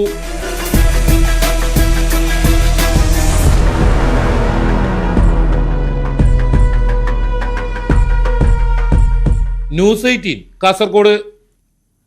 മലപ്പുറം പൊന്നാനിയിൽ മുക്കാടി സ്വദേശി കബീറിനെ സുഹൃത്തുക്കൾ മദ്യപാനത്തിനിടെ മർദ്ദിച്ച് കൊലപ്പെടുത്തിയ കേസിൽ മുഖ്യപ്രതി പിടിയിലായി. കൊല്ലപ്പെട്ട കബീറിന്റെ സുഹൃത്ത് മുക്കാടി സ്വദേശി മനാഫാണ് അറസ്റ്റിലായത്. കേസിൽ ഒളിവിലുള്ള മറ്റു പ്രതികൾക്ക് വേണ്ടി അന്വേഷണം ഊർജിതമാണ്.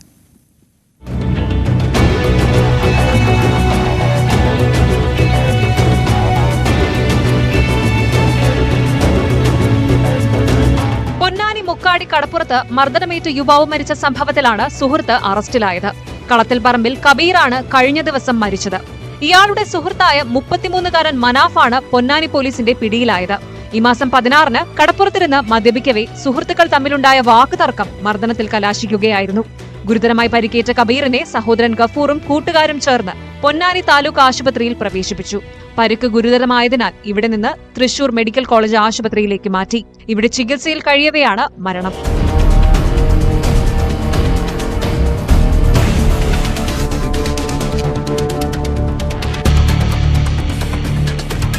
കബഡി കളിക്കിടെ കബീറിന് പരിക്ക് പറ്റിയെന്നായിരുന്നു മനാഫ് ഡോക്ടറോട് പറഞ്ഞത്. കബീറിന്റെ പരിക്ക് ഗുരുതരമാണെന്ന് അറിഞ്ഞതോടെ മനാഫും മറ്റു സുഹൃത്തുക്കളും ഒളിവിൽ പോയി. തുടർന്ന് പോലീസ് നടത്തിയ അന്വേഷണത്തിലാണ് മനാഫിനെ അറസ്റ്റ് ചെയ്തത്.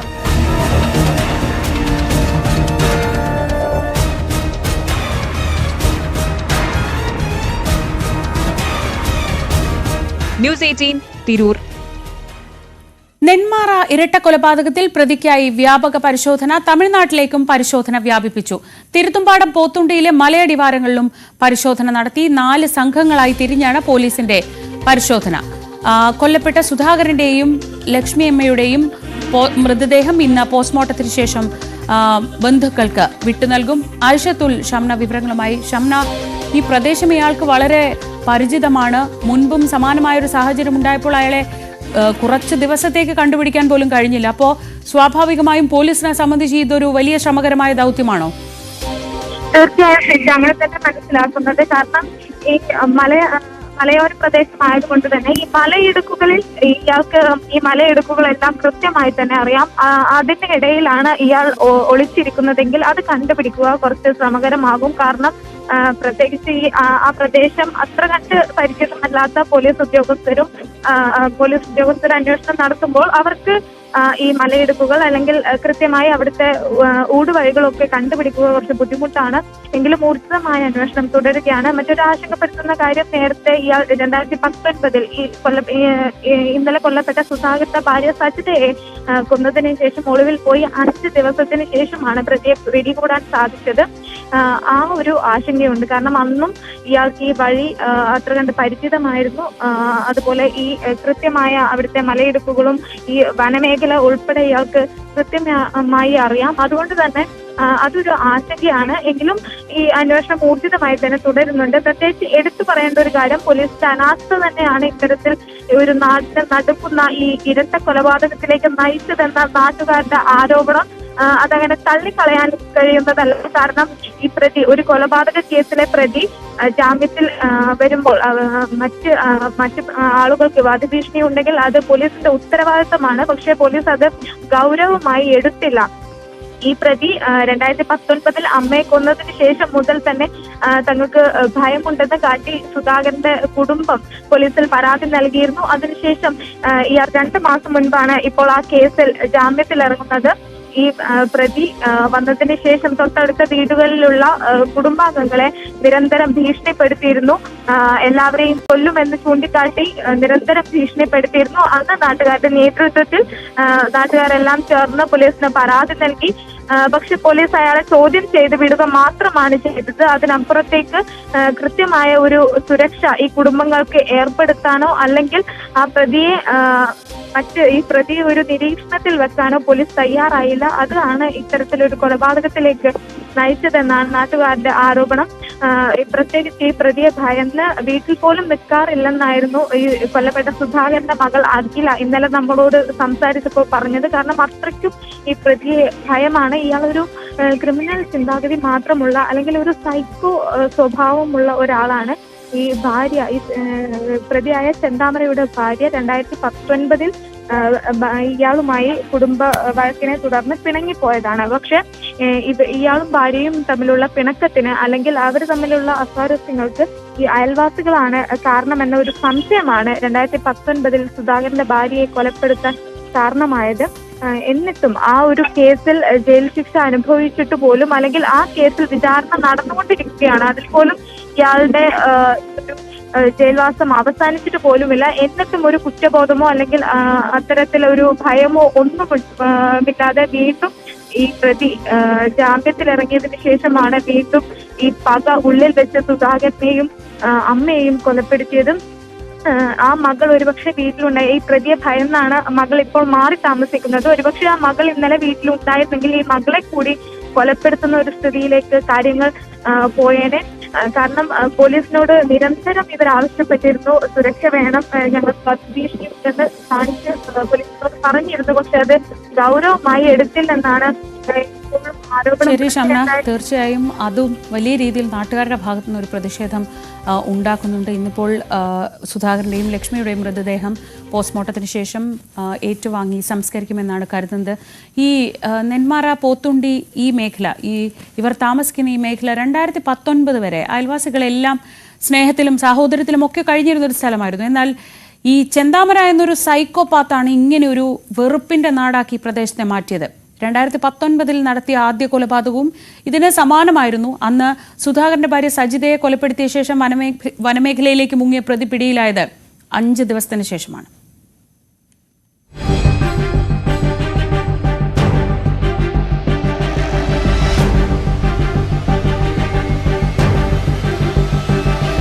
സുധാകരന്റെ ഭാര്യ സജിതയെ കൊലപ്പെടുത്തിയ കേസിൽ പ്രതിയായ ചെന്താമര 2 മാസം മുമ്പാണ് ജാമ്യത്തിലിറങ്ങിയത്. പ്രതി ജനങ്ങൾക്ക് ഭീഷണിയാണെന്ന് ചൂണ്ടിക്കാട്ടി നാട്ടുകാർ ഒപ്പ് ശേഖരിച്ച് പോലീസിന് പരാതി നൽകിയിരുന്നു.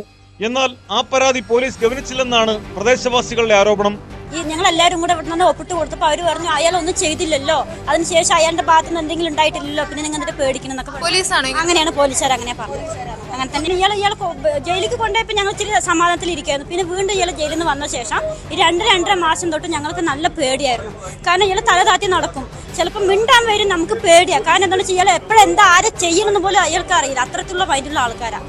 ചെന്താമര സൈക്കോ ആണെന്നും പുതിയ വസ്ത്രമിട്ട് ആരെങ്കിലും അയാളുടെ വീടിന് മുമ്പിലൂടെ പോയാലോ വീട്ടിലേക്ക് നോക്കിയാലോ ഫോൺ ചെയ്താലോ പോലും ഇയാൾ അക്രമാസക്തനാകുമെന്നും നാട്ടുകാർ പറയുന്നു. സുധാകരനെയും അമ്മയെയും കൊലപ്പെടുത്തുന്നതിന് തൊട്ടു മുമ്പ് പരിസരവാസിയായ മറ്റൊരു സ്ത്രീയെയും ഇയാൾ കൊടുവാൾ കാണിച്ച് ഭീഷണിപ്പെടുത്തിയിരുന്നു. അവൻ ഡിസംബറിൽ വന്നതാണ്. ഡിസംബറിൽ വന്ന ശേഷം ഇവർ നേര് വീട്ടിലെ ഉമ്മർത്ത വീടാണ് ആ കുട്ടി. അവരെയൊക്കെ ഭീഷണിപ്പെടുത്തി ജെല്ലി കൂടി നോക്കിയൊക്കെ ഭീഷണിപ്പെടുത്തിക്കൊണ്ടിരിക്കുന്നുണ്ട്. ആളെന്തായാലും ഭയങ്കര ഇതുള്ളവനാണ്, അവനെ വിടാനേ പാടില്ല. സൈക്കോ എന്ന് പറഞ്ഞാലും പോരാ, വല്ലാത്തൊരു സൈക്കിളും. അതായത് കുടുംബപരമായിട്ട് പുള്ളി മറ്റേ ഭാര്യയും മക്കളായിട്ട് യാതൊരു പ്രശ്നത്തോടു കൂടിയിട്ട് മാറി നിൽക്കുന്ന സമയത്ത് അപ്പം അങ്ങനെ ഈ പുള്ളിയായിട്ട് ഇവർ മറ്റുള്ളവർ സന്തോഷിക്കുന്നതാണ് പുള്ളിക്ക് അത് ഇഷ്ടമില്ലാത്ത ആ ഒരു സ്വഭാവക്കാരാണ് തോന്നുന്നത്. അപ്പം അതിൻ്റെ ആ ഒരു വൈരാഗ്യമാണ് തോന്നുന്നത് സംഭവം. ജാമ്യത്തിലിറങ്ങിയതിനു ശേഷം അക്രമ സംഭവങ്ങളൊന്നും റിപ്പോർട്ട് ചെയ്യാത്തതിന്റെ അടിസ്ഥാനത്തിലാണ് പ്രതിയെ പോലീസ് ചോദ്യം ചെയ്ത് വിട്ടയച്ചതെന്നും വീഴ്ചയുണ്ടായിട്ടുണ്ടോ എന്ന് പരിശോധിക്കുമെന്നും നെന്മാറ MLA കെ ബാബു പറഞ്ഞു. 5 വർഷമായി ഇയാൾക്ക് പരോള് കിട്ടിയിരിക്കുന്നത് എന്നാണ് അറിയുന്നത്. ഒരു 3 മാസമായി ഇവിടെ തന്നെ ഉണ്ട്. ഇവൻ വന്നിടങ്ങളിലൊക്കെ പ്രത്യേകിച്ചിട്ട് ഈ ഞാൻ അവരെ കൊല്ലും, ഞാൻ ഇവരെ കൊല്ലുന്നു പൊതുവിൽ ഇങ്ങനെ പറഞ്ഞ് നടക്കാറുണ്ട്. പക്ഷേ ഇത്രയേറെ പകയുണ്ടെന്നും മനുഷ്യർ മനസ്സിലാക്കില്ല. ഈ സംബന്ധിച്ച് പോലീസിൽ ഒരു പരാതി കൊടുത്തിരുന്നു. പരാതി കൊടുത്തതിൻ്റെ അടിസ്ഥാനത്തിൽ പോലീസ് അവനെ വിളിച്ചു. അവനെ പിന്നെ വീഡിയോ ആണല്ലോ ഇപ്പോൾ ചോദ്യം ചെയ്യൽ. ആ നിലയ്ക്ക് ചോദ്യം ചെയ്ത് അവൻ ഇറങ്ങി വന്നതാണ്. ഏതെങ്കിലും തരത്തിലൊരു വീഴ്ച ഉണ്ടെങ്കിൽ അത് ഗവൺമെന്റ് സദ്യ കൊണ്ടുവരുന്നുള്ളതിന് ഒരു തർക്കമൊന്നുമില്ല. ചെന്താമരയുടെ ഭാര്യയും മകളും കുറച്ചു വർഷങ്ങൾക്ക് മുമ്പ് പിണങ്ങിപ്പോയിരുന്നു. ഇതിന് കാരണം അയൽവാസികളാണെന്ന തരത്തിലായിരുന്നു ഇയാളുടെ പെരുമാറ്റം. ചെന്താമരയ്ക്കെതിരെ പരാതി നൽകിയപ്പോൾ ജയിൽ ശിക്ഷ കഴിഞ്ഞു വന്നയാളെ ഒന്നും ചെയ്യാൻ കഴിയില്ല എന്നായിരുന്നു പോലീസിന്റെ മറുപടി. അതിനിടെ സംഭവത്തിന് ശേഷം രക്ഷപ്പെട്ട പ്രതിയുടെ വീട്ടിൽ നിന്നും വിഷക്കുപ്പി കണ്ടെത്തി. ഫോറൻസിക് സംഘം നടത്തിയ പരിശോധനയിലാണ് ഇത് കണ്ടെത്തിയത്. ഇരട്ടക്കൊലപാതകത്തിന് ഉപയോഗിച്ച വെട്ടുകത്തിയും പോലീസ് പിടിച്ചെടുത്തിട്ടുണ്ട്.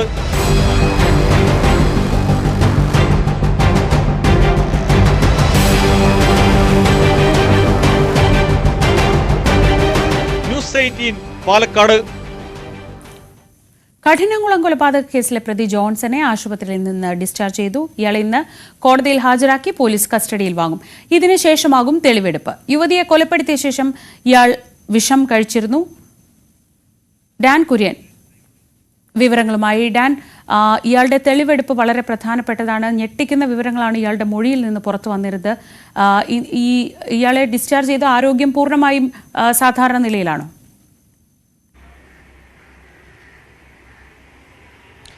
ശ്രീജ, കോട്ടയം മെഡിക്കൽ കോളേജ് ആശുപത്രിയിൽ നിന്ന് ഇന്നലെ രാത്രിയാണ് കഠിനംകുളം പോലീസ് സ്റ്റേഷനിൽ നിന്നുള്ള പോലീസ് സംഘം ഈ ആശുപത്രിയിലെത്തി ഡോക്ടർമാരുമായി സംസാരിച്ചതിന് ശേഷം മറ്റ് ആരോഗ്യ പ്രശ്നങ്ങളൊന്നുമില്ല എന്ന് ഉറപ്പുവരുത്തി ആശുപത്രിയിൽ നിന്ന് ഡിസ്ചാർജ് ചെയ്ത് പ്രതിയെ കസ്റ്റഡിയിൽ വാങ്ങിയത്. അവിടെ നിന്ന് ഈ മംഗലപുരം പോലീസ് സ്റ്റേഷനിലേക്കാണ് ആദ്യം എത്തിച്ചത് എന്നാണ് വിവരം. പക്ഷേ നിലവിൽ മംഗലപുരം പോലീസ് സ്റ്റേഷനിൽ ജോൺസൺ ഔസേപ്പില്ല. നമ്മൾ രാവിലെ ആ സ്റ്റേഷനിൽ എത്തിയിരുന്നു.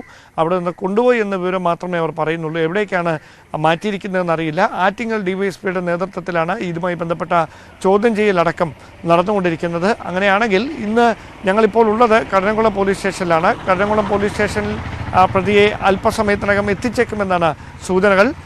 അതിനുശേഷം ഡിവൈഎസ്പി മാധ്യമങ്ങളെ കാണുമെന്നാണ് അറിയിക്കുന്നത്. എന്തായാലും തെളിവെടുപ്പ് ഉൾപ്പെടെയുള്ള നടപടികളിലേക്ക് ഇന്ന് കടക്കാനുള്ള സാധ്യതയില്ല എന്ന വിവരങ്ങളാണ് ഇപ്പോൾ ലഭിക്കുന്നത്. കോടതിയിൽ ഹാജരാക്കി അവിടെ നിന്ന് കസ്റ്റഡി അപേക്ഷ സമർപ്പിച്ച് കസ്റ്റഡിയിൽ വാങ്ങിയതിനു ശേഷം മാത്രമേ തുടർ നീക്കങ്ങളിലേക്ക് കടക്കുകയുള്ളൂ എന്ന സൂചനകളാണ് പോലീസ് തരുന്നത്. മാത്രവുമല്ല, ഈ പ്രദേശത്ത് വലിയ തരത്തിലൊരു ജനരോഷം ഇതുമായി ബന്ധപ്പെട്ടുണ്ടാകാനുള്ള സാധ്യത കണക്കിലെടുത്തുകൊണ്ട് വലിയ തരത്തിൽ മാധ്യമങ്ങളുടെ ഒരു സാന്നിധ്യത്തിൽ ഈ തെളിവെടുപ്പ് ഉൾപ്പെടെയുള്ള നടപടികളിലേക്ക് കടക്കുന്നതിന് പോലീസിന് ഒരു വിയോജിപ്പുണ്ട്. അതുകൊണ്ട് ഇതുമായി ബന്ധപ്പെട്ട വിശദാംശങ്ങൾ അവർ കൃത്യമായി പങ്കുവെക്കുന്നില്ല. എന്തായാലും വൈകാതെ തന്നെ കസ്റ്റഡി അപേക്ഷ നൽകും കോടതിയിൽ. അതിനുശേഷം കസ്റ്റഡിയിൽ വാങ്ങി തെളിവെടുപ്പ് ഉൾപ്പെടെയുള്ള തുടർ നടപടികളിലേക്ക് കടക്കാനാണ് സാധ്യത. പ്രതിയെ വിശദമായി ചോദ്യം ചെയ്യാൻ ഇതുവരെ പോലീസിന് കഴിഞ്ഞിട്ടുണ്ടായിരുന്നില്ല. കാരണം ഈ വിഷം കഴിച്ച നിലയിലാണ് കണ്ടെത്തുന്നത്. പിന്നീട് ആശുപത്രിയിലേക്ക് മാറ്റി അവിടെ വിദഗ്ധ ചികിത്സയ്ക്ക് വിധേയമാക്കുന്ന ഒരു സാഹചര്യം ഉണ്ടായിരുന്നതിനാൽ വിശദമായ ചോദ്യം ചെയ്യലിലേക്ക് കടന്നാൽ അത് ആരോഗ്യനിലയെ ദോഷകരമായി ബാധിക്കുമോ എന്നൊരു ആശങ്ക പോലീസിനുണ്ടായിരുന്നു. അതുകൊണ്ടാണ് വിശദമായ ചോദ്യം ചെയ്യലിലേക്ക് അവർ കടക്കാതിരുന്നത്. പക്ഷേ ഇനി അങ്ങനെയല്ല. എന്താണ് ഈ പ്രകോപനത്തിലേക്ക് നയിച്ചത് എന്നതിനെ സംബന്ധിച്ച വ്യക്തമായ ഉത്തരം പോലീസിന് കണ്ടെത്തേണ്ടതുണ്ട്. മാത്രമല്ല, പെട്ടെന്നുണ്ടായ ഒരു പ്രകോപനമല്ല, കൃത്യമായ ആസൂത്രണത്തോടെയാണ് ഈ കൊലപാതകം നടത്തിയിരിക്കുന്നതെന്ന് ഇതിനോടകം പോലീസ് പ്രാഥമികമായി നടത്തിയ അന്വേഷണത്തിൽ സ്ഥിരീകരിച്ചിട്ടുണ്ട്. അങ്ങനെയുണ്ടെങ്കിൽ ഇങ്ങനെയൊരു ആസൂത്രണം നടത്താനിടയെ സാഹചര്യമായിരിക്കും പോലീസ് പരിശോധിക്കുക. ശരി, ഡാൻ കുര്യനാണ് വിവരങ്ങൾ നൽകിയത് തിരുവനന്തപുരത്ത് നിന്ന്. 7ാം ക്ലാസ് മുതൽ 5 വർഷത്തോളം നീണ്ട ലൈംഗിക പീഡനം, ഇൻസ്റ്റഗ്രാമിലെ പ്രണയച്ചതി. അടൂരിൽ +2 വിദ്യാർത്ഥിനി നേരിട്ടത് വലിയ ദുരനുഭവങ്ങളാണ്. പഠനത്തിൽ ശ്രദ്ധയില്ലെന്ന് പറഞ്ഞ് കുട്ടിയെ കുടുംബാംഗങ്ങൾ ഒരു മന്ത്രവാദിയുടെ അടുത്ത് കൊണ്ടുപോയപ്പോൾ തുടങ്ങിയതാണ് ഈ ലൈംഗിക ചൂഷണം എന്നതാണ് ഞെട്ടിക്കുന്ന വാർത്ത. പെൺകുട്ടിയെ ആദ്യം പീഡിപ്പിച്ചത് തങ്ങൾ എന്ന് വിളിക്കുന്ന ആദിക്കാട്ടുകുളങ്ങര സ്വദേശി ബദർ സമനാണ്. കേസിലെ പ്രതിയായ ആളെ പോലീസ് അറസ്റ്റ് ചെയ്തു.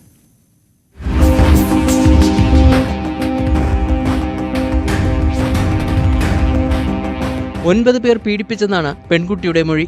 ആദ്യം പീഡനം നേരിട്ടത് തങ്ങൾ എന്ന് വിളിക്കുന്ന ബദർ സമൻ എന്നയാളിൽ നിന്നാണെന്നും കുട്ടി പോലീസിനോട് വെളിപ്പെടുത്തിയിരുന്നു. മന്ത്രവാദം നടത്തുന്ന ഇയാളുടെ അടുത്തേക്ക് പഠനത്തിന് ശ്രദ്ധയില്ല എന്ന് പറഞ്ഞ് പെൺകുട്ടിയെ എത്തിച്ചത് മാതാപിതാക്കളാണ്. തുടർന്ന് മാതാപിതാക്കളെ മുറുക്കി പുറത്തു നിർത്തിയായിരുന്നു പീഡനം.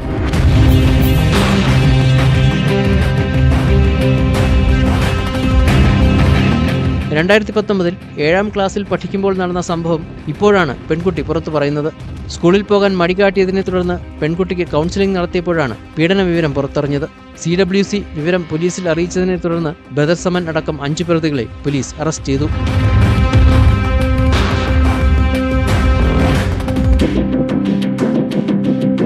62 വയസ്സുള്ള ബദർ സമൻ പ്രതിയായ കേസ് അടൂർ പോലീസ് പിന്നീട് നൂറനാട് പോലീസിന് കൈമാറി. നൂറനാട് പോലീസാണ് പ്രതിയെ പിടികൂടിയത്. ഈ കേസിന് പുറമെ മറ്റ് 8 കേസുകളും അടൂർ പോലീസ് സ്റ്റേഷനിൽ രജിസ്റ്റർ ചെയ്തിട്ടുണ്ട്.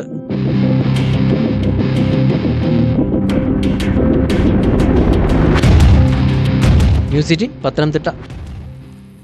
രാവിലെ ഒരു ഇടവേളയിലേക്ക് പോവുകയാണ്. ഇടവേളയ്ക്ക് ശേഷം വീണ്ടും ഈ മണിക്കൂറിലെ ഏറ്റവും പ്രധാനപ്പെട്ട വാർത്തകളുമായി തിരിച്ചെത്താം.